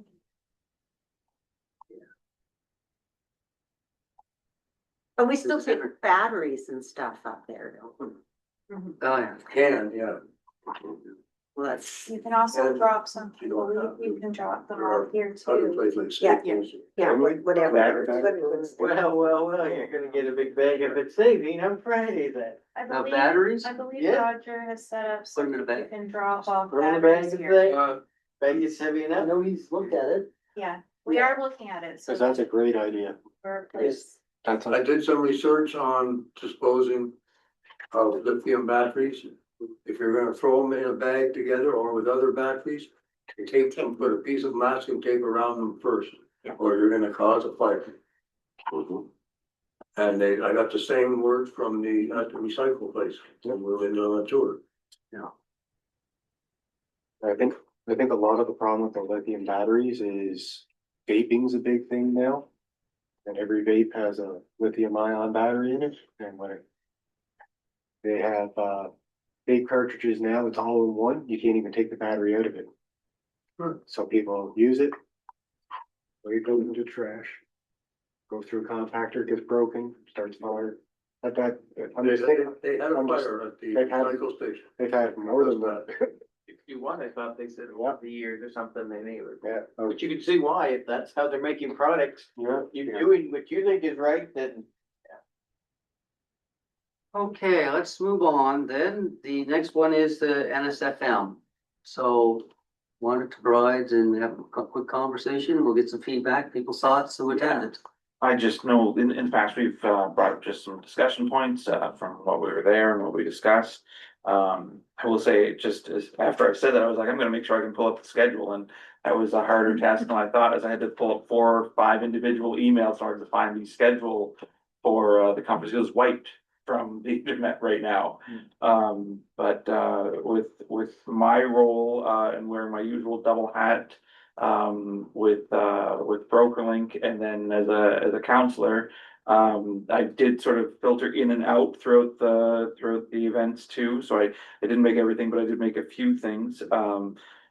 The Tuesday evening was the meet and greet reception. And BrokerLink sponsored that. So I made sure to go there, show up, and then tell the other BrokerLink folks that I was attending with that I'd already handed in my resignation the day before. So that was an interesting evening, but I made sure that I had a good talk with Minister Dave Ritchie, his executive assistant, and talked to him about several things, including library funding, as well as if there was any possibility of beautification grants ever coming around again. It was a no. It was a no. But then we also had a really good conversation about accessibility grants as well. And it might have been in part a way to try and get me to stop talking about libraries with a really good distraction. But he did mention that there are quite a few accessibility grants that are available right now through Cultures, Community and Heritage. And they are available to municipal units as well as to private businesses for working on accessibility needs. And one thing that came top of mind, because recently I've been talking with the folks over at Rustic Kaleidoscope, was about their ramp and about how right now to service to get the food, you're still going up the ramp on the one side.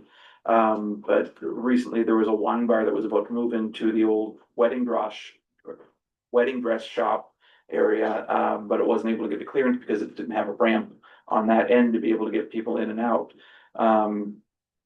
The folks at Rustic Kaleidoscope mentioned that the area just next to the building and next to the parking lot at the Foodland is typically the town's throughway. So through some discussions, we've been talking about if there may be a way to, rather than have that town throughway, because it's already a big open parking lot, there may be a way to write a letter of support to the building owner to say that we may be able to work with them on getting these sorts of grants so that they could have that sort of accessibility for the building, which would be great to fill up another shop space in Berwick and also increase that accessibility too. So that was a good conversation I had that night. Does anybody else want to jump in on Tuesday night? Anything interesting for? No. Did they move any of the stands from this year to last year, or were they all in the same spots? The booths, you mean? The booths. Everything was different, actually, or most things were different. So rather than the setup where there was the main meeting room and then there was the main ballroom where all the meals were, everything was all in the room where the meals were. So all the booths were actually all in the regular meeting room. So it was a very different format from other years. I thought it went fairly well. a few hiccups in terms of like the timing of, you know, food and clearing tables and whatnot, but that was expected. And for the most part, I thought that the format switch worked well, because it was nice to get to sit next to people and have that table space for taking notes, and bonding with people while you were there too, is how I found, so, yeah. Anybody else want to cover anything Tuesday going into Wednesday? No, No? Okay, I just have a note, I really enjoyed, Tariq Haddad's, keynote speech. that was. Yeah, it was a tearjerker. This is Tariq Haddad, who's the founder of Peace by Chocolate in Yanaganish. I've seen him online for years, and so I was fanboying a bit, but his speech was really quite amazing. He's done a lot of great good in his community in Antigonish. I'm looking forward to the rest of his success as it goes. Unfortunately, Wednesday I was kind of back and forth between the Broken Link table, so I missed out on quite a bit of things, although I did have a good semi-private conversation with Derek Momberget and Emily Lutz and Matt Wynot for a bit downstairs. So we talked on young people in politics and how to try and keep that engagement going. So that was good for me. Anybody else Wednesday notes? So what was different this year than last year? Last year we were at election time, so the Yeah. politicians were all there and all able to speak, so they have them from various departments, but I guess they said what was expected of them to say. They had received all the questions ahead of time, and most of them were pretty typical responses. I didn't find them. Fireside chats didn't tell us very much, Mm. because definitely people stuck to their talking points. Yeah. Except for the, opposition leader and the interim leader of Liberal Party, they were pretty, but they don't have power, so. Yeah, they could afford to be a little bit more relaxed. Yeah. Yeah. Mhm. And then Wednesday night was also the Mobius Awards, which I didn't get to. I didn't fit in the cab and I couldn't find a parking space, but if you guys wanted to mention A any. very inspirational speaker that night as well. What's his name? Mark, I couldn't remember. Please. He talked a lot about, food waste and using food waste well, in his business, that's what he did. He talked about one of his, at a UN function, that he literally went to restaurants in New York and got their food waste to prepare a meal for the delegates. So. Yes. Mark Brand. Brand. Yes, that was exactly. what it Yeah. was. And some of the businesses he's established to feed people it's very inspirational to hear his story, to read about him. So, he was, And he had been homeless. Yeah, his personal story. Personal story is doing something, and then how successful he is and what he's done, and, yeah, he was responsible for our meal that night, and it was good. Yeah. As well. And very interesting awards. I mean, Yeah, there's a lot of amazing organizations out there doing lots to reuse and recycle and be responsible. Yeah. Some really good, wonderful. It's too bad you couldn't make it. Yeah. We're missed. I did want to be there. I was quite tired, and after I got back, I quite happily passed out with the donair around 7:30 or so. So, although I would have liked to have been there, it wasn't a complete miss for me. So Thursday, I was in for more of the conference, in part because the AGM went very long. But I did manage to get in a question sort of to the minister's panel, to the Minister of Energy, about where we have a government that's looking at trying to pull in many industries, what sort of commitment we might be able to find out about working with electrification and working with green energy, and making that a big industry to attract people in Nova Scotia, and investing in what we currently have for electrification and green energy. I tried to get some sort of, answer back that, he'd work with us, but have we heard anything back yet? No, okay. So I tried on a good long-winded question where I got snapped at by a deputy minister, but, we haven't gotten the result yet. Anybody else want to comment on anything from the ministers panel or? No, but we'll wait till you get to the annual meeting. Okay, so next up, I was gonna, say we should discuss the annual general meeting. And some of the instances that went on there. There were parts that went very smooth, like the first two items, went fairly smooth. And then there were the, pieces around, the relationship with the, AMAN's organization, the Association of Municipal Administrators, and the, potential pull away from them. And I would say that it did not go the way that the NSFM board was hoping that it was going to go. And unfortunately, I know I got up and I asked a couple points of not critiquing, but just trying to get some clarity, that were quite quickly shot down by the board too. So I don't think that went very well for them. But as it stands right now, we have the same relationship we did before, just a little bit acrimonious. Nothing has changed. Yeah. Because they didn't get the 2/3 majority that they needed. Yeah. But it was a fascinating to listen to the discussion. If you didn't feel passionate about a position, it wasn't so difficult to sit through. No trouble with the voting? Well, No, really? yeah, I wouldn't say there was trouble with the voting. I would say that, I would not be surprised if they looked at a more modernized approach to voting in the future. The yellow cards, was a bit of a hiccup as well, and the many folks they had out counting the yellow cards to get those tallies. I think that was more of a struggle than what they thought it was going to be. And maybe that was one thing where having everybody sitting at the tables might not have worked as well as previous to when everybody was sitting in rows. It's funny because they were using a voting device, for doing Nova Scotia trivia in the mornings of the conference. So you could vote with your phone and you would have the digital results up there. And Joanna and I were neck and neck the first morning, and then she trounced me because I refused to acknowledge Kemple as the sexiest town in Nova Scotia. So weird long story, but Johanna beat me on that and came away with a very nice pair of NSFM socks. Right. Derek's over there looking at me like I'm saying nonsense, and I really am. It was a fun time. It's funny because there we were like voting as a game, and it was quite successful, and you could see the results in real time. When you had to actually vote for something that mattered, it was somehow much more complicated to have everybody raising their hands up with these yellow cards for the vote. Exactly. Yeah.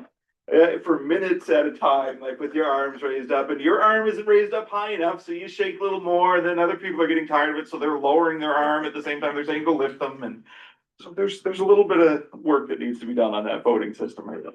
It was a really fascinating example of Robert's Rules and Order and needing somebody to guide through the process a bit, because there were motions within the motions. Yeah. And there were secondary motions, and there were, several votes on whether to vote. Yeah. Several. This was a repeated issue. That was really fascinating to watch that. And the other thing I've seen it once or twice before, but just the number of people to line up to speak. Yeah. And then, but actually how well that went. In other cases, I've seen people line up to give their opinions and be booed or. Everybody asked a question this time too. Yeah, to do it in an organized fashion the way they did, and some were challenged a little bit about their second trip to the microphone and just, but. Or third. Or third, whether it was their third, or they were spoke on before on the Yeah. previous motion that was within the motion. So that was only their second on the first one. Yeah. Yeah. Like just the complications that come up with that. So it was kind of interesting to watch and see how that all plays out and to learn how to Yeah. do that.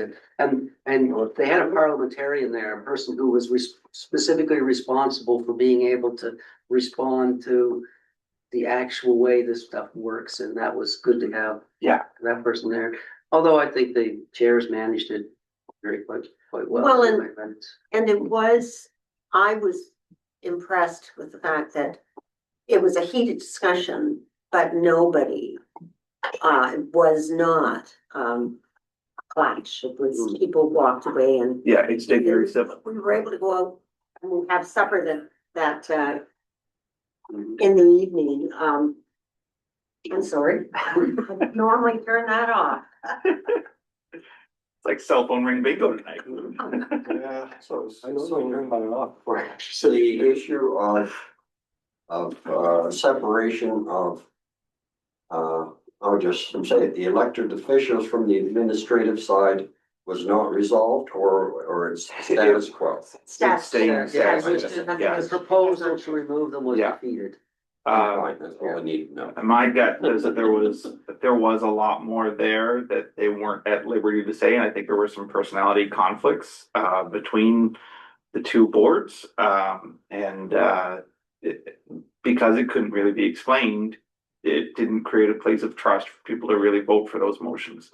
They were defeated really on those merits. And I think like as people filter in and out on either board, it'll go back to being a very civil place again, but take a little time there, I'd say. The unfortunate thing is that it went so long, it really it ran right over the concurrent sessions that were supposed to be happening later that afternoon too. I didn't make it to any of those. I don't know if you guys did I too. did. Did you? Yeah, I needed to. Did you go to the CN Rail one? No, I did not go to the CML one. I Okay. went to the basic income. Okay. What was the other one? There was CN Rail, there was basic income, and there was a third. And you went, Yeah, I went you to- didn't go to the same one I did. No, we split up We there. just split up, so yeah. What was the third? The basic income one good, or was it similar to what we would have heard? Performance appraisals It was similar information, Mhm. definitely, What was the one? yeah, I mean, it was shorter, It or, was on, but good discussion. Legal support for councils, is that? yeah, that's, Okay. Yeah, you went down to was that, in here? Noella present. That was the next morning, wasn't it? No, that Nope, it was right the after. concurrent session, Okay. exploring the role of the municipal solicitor, that was the third one, yeah. And then so Friday morning, there were some concurrent sessions as well. Yes, and Friday morning, so there was a session on short-term rentals. And I went to that one. Did you? Yeah. How was it? It was actually a very informative presentation, and basically, apparently, the research says short-term rentals really don't have any real impact on the rental market, but and there was a lot of discussion, particularly for rural communities who do not like the position Nova Scotia government has taken, because it's, Yeah. I mean, places like us which don't have hotels and stuff like that, if, you know, short-term rentals kind of fill that space. Yeah, Higher density, the greater problem. Yeah. Yes. Yeah. Spain has a real big problem with major cities in Spain, like they're starting to cut way back on it because people can't afford to get rent. So It's that they're all being taken up by Airbnbs. but that was, it was, you know, it was a good discussion, and one of the things that came up that I did not realize, Airbnb has a program, so when we had the evacuation orders, they work with their providers in the area to provide free accommodation for people who are evacuated, if it's possible like that, and so there were a couple of things I learned that I wouldn't know. Yeah, so excuse me. So the two concurrent sessions on Friday morning were the navigating the policy and personal, the social media and the municipal world. And I was at that one, and then there was the advancing DEIA, tailoring your approach to fit your municipality. And I went to that one, and unfortunately, the speaker got her time wrong. And she would have been wonderful. Yeah. And so, and they didn't know where she was. And so they did someone from the committee basically did a little DEI stuff, which was just rehashing stuff we'd already learned. Which was unfortunate, so, yeah, and actually, can't remember the name of the speaker, but she's from the Human Rights Commission. Okay. And we're supposed to get her So I did just check, so there has been an email, I can recirculate it from NSFM that came out with a link to all of the presentations from the conference. Okay, because I would really like to see I'll send that right your now. presentation. If that would be- And I hadn't noticed something that came out, so. So, Yeah, I attended the social media municipal world one. And that was done by David Mitchell, the now president of NSFM. And he is quite prolific on social media. And I've noticed that he's stepped back a little bit, not as much as I have, where I've pretty much left dust on my social media profile now, but he talked about his challenges in times of putting a lot of information out and how to be responsive, and also how to there was also the point of view of the municipal units and their social media handling as well, and some of the challenges there. And I would say the majority of municipal units are like us and have turned off the comments on most of their social media, just because it's impossible to be able to try and monitor that and get through the rest of your day and get anything done. The downside there is that also affects your reach as far as how far the posts go out. So it's the double edge. Do you want to put it out there for people to be able to comment on and then look at the vitriol that comes from those comments? Or do you just want to put it out there and just hope that people are checking regularly? So it's a challenge, but there are a lot of good regulations and policy pieces that the town of Bridgewater and then now municipality of Queens are looking at right now for their social media strategies too. Did you go to either of those, Mike, or? Yeah, I went to one that you'll have. Yeah, okay. And then I stayed sitting where I was for the mental health in office talk that Dave Mitchell did as well. And that was really nice, just on looking at tools to stay mentally well as a municipal official.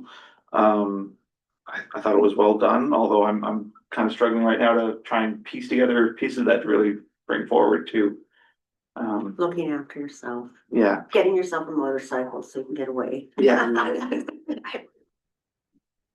yeah, that was a good tool. So we'll all be out biking on the roads this summer. And then the last piece on that was the fireside chat with Peter Gregg from Nova Scotia Power. And I thought he presents himself really well. Challenging year after the data breach for sure, but presents himself fairly well there on Nova Scotia Power's positions and trying to move forward in the economy that's struggling. So yeah. I guess maybe the only other thing I wanted to mention too was the reception and some feedback that I wanted to pass along to NSFM and the organizers is the reception, the food was good this year, I thought. Soup? What? No onion soup? No, it was a nice like parsnip pear soup. It was pretty good. But it was it was strange because the focus in that EGM was kind of laser pointed and everybody was able to listen to the points that were there. But by the time the reception came, it's like the microphones were not up loud enough. And just what everything that was said at the microphone was lost, I found. So hopefully next year they can manage the crowd a little better on that, but yeah. And that's all I've got. Yeah. Yeah. Nice. Yep. Any other thoughts on that? Okay, let's move on to, mayor's report. And this is where I wanted to have a bit of a conversation on the, strategic planning piece again. So we held that session and, at that point, we collected, well, we further streamlined our key priority statements and then we have the action items that we received from everybody in the exercise. That was the new piece that was done that night. So the next step, and Johanna kind of referred to the fact that we're still collecting those things, but we still can because it now comes to council and staff to take the information we received from first the general public then the specific working groups, and now the document and report is ours that we need to massage, manage, pull together, ourselves is how the strategic plan piece will roll out for council. So chatting with Jennifer, we would like to put together and a more of the next piece is a workshop for ourselves, council and staff on, I was hoping to do it in an afternoon. So that's why I was looking to see if you might be off December 3rd, whether or not you could get off that December 3rd to do it on that particular date.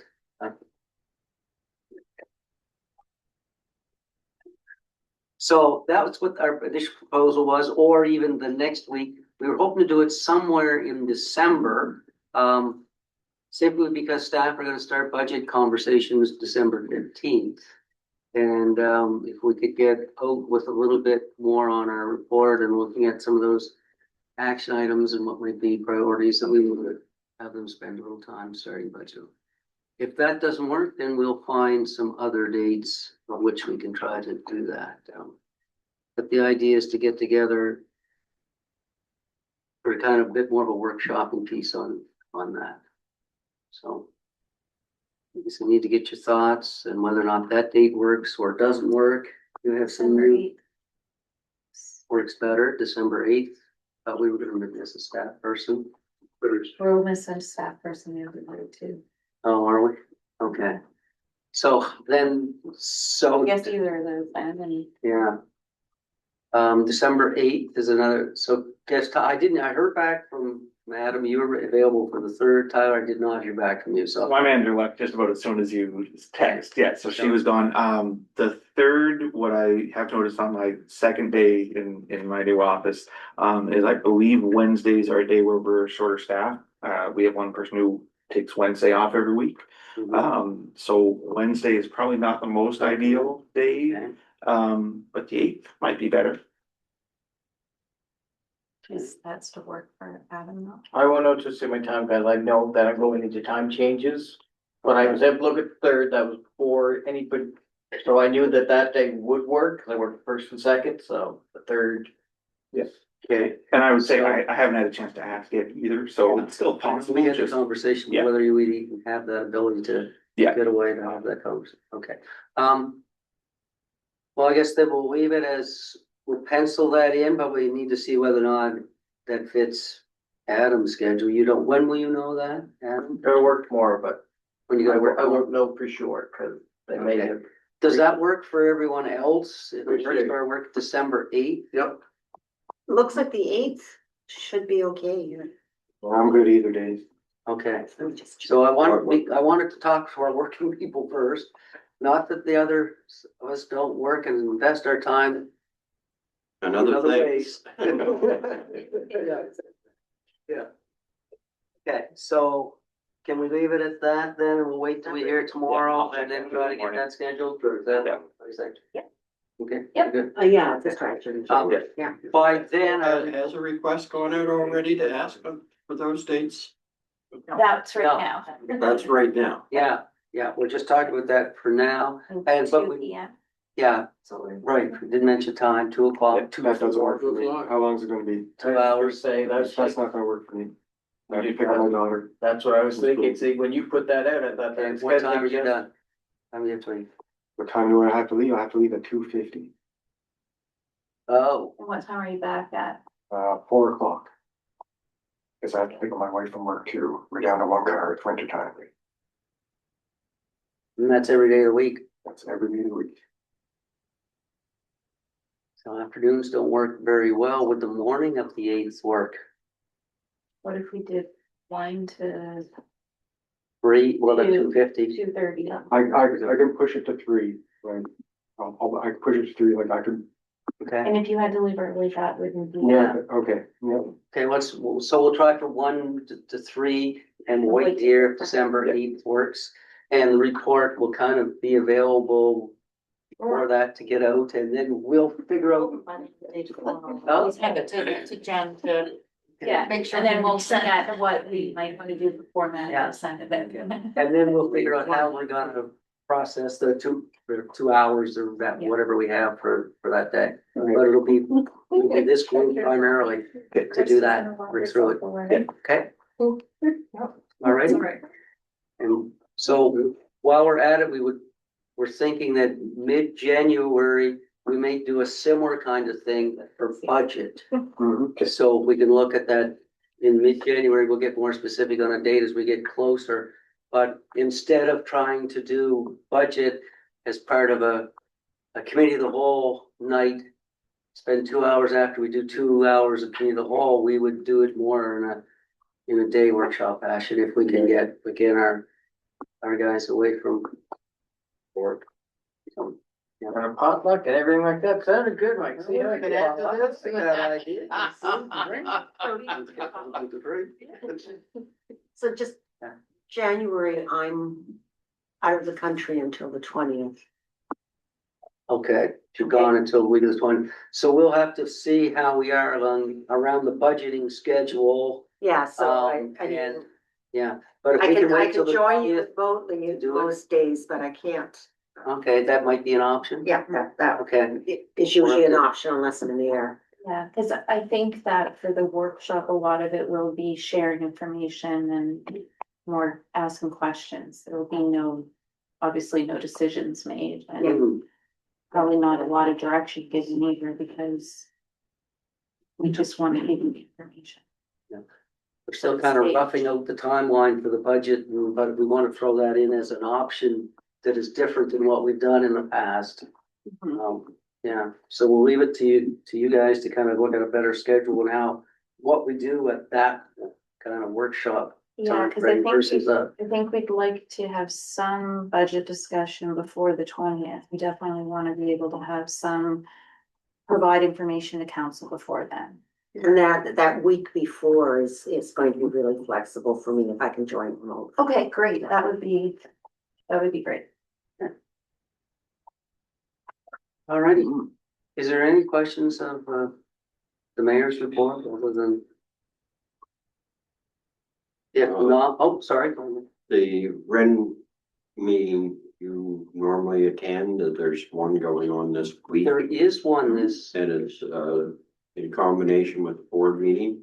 Do you plan on attending? I do. Do you want to, I'm There's a not bit of a looking meet to be and greet, too. redundant. no, but there's a bit of a social aspect to that at the start if you want to attend and part of that, I think. And just to be clear, it's not an LOC meeting. It's It's a board meeting. It's an LOC meets the board for a reception prior to the board meeting.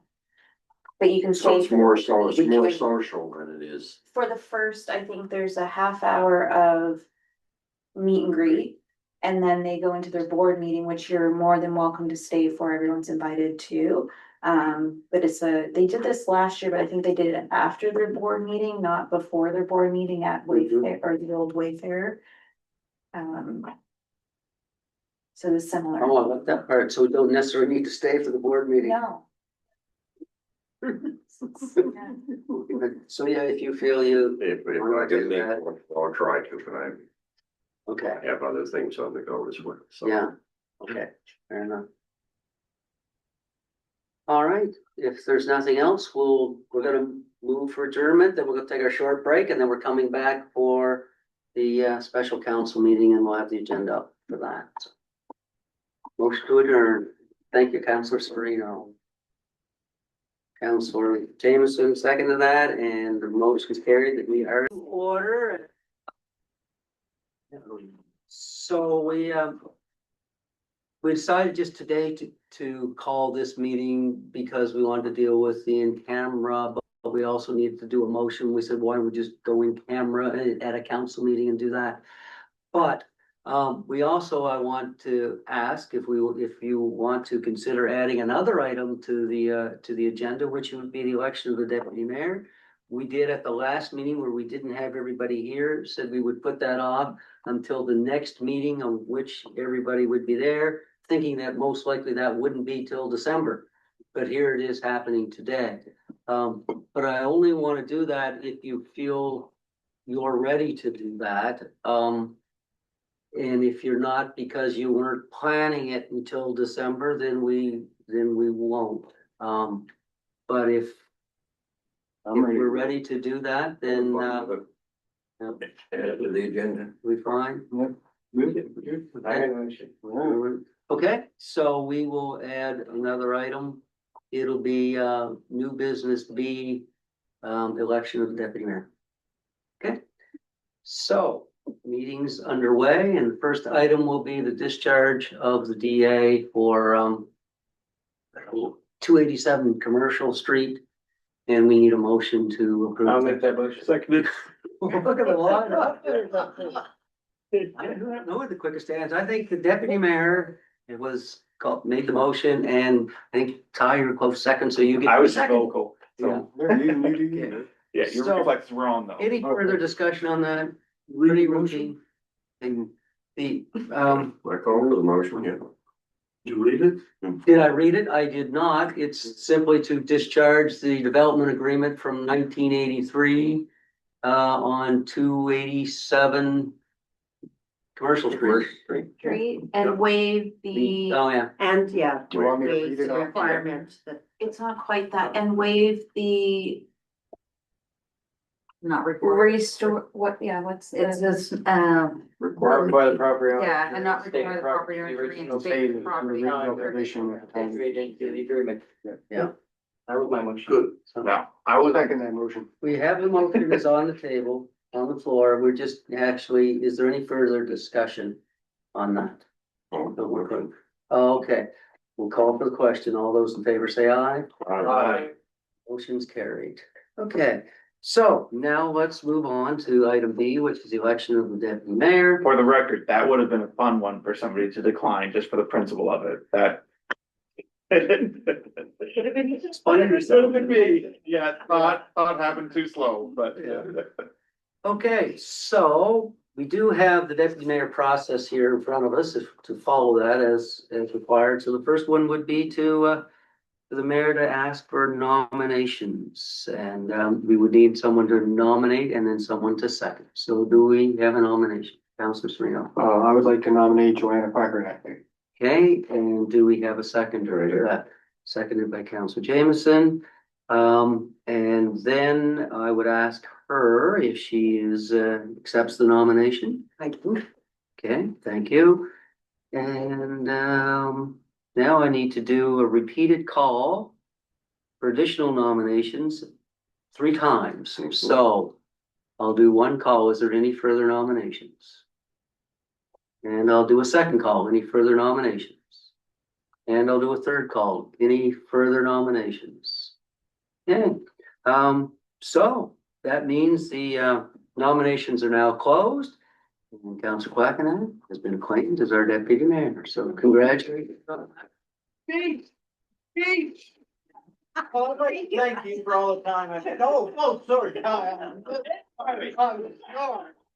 I'd like to thank all the little people whose backs I used as rungs to my success on the top. Do want to thank Councilor Luce now for his time as deputy mayor. Well done. Very good. So yeah, and we'll look forward to working with Councilor Beckman. Deputy mayor. Yeah, deputy mayor. That's it. Deputy mayor. We'll have to remember to do that now. Okay, so let's move on to the next item, which is in camera. So we do need a motion for the camera. Motion. Councilor Sereno, seconded by Councilor Councilor Lutz, and all those in favor. Motion's carried. We are now in camera. We're gonna stop.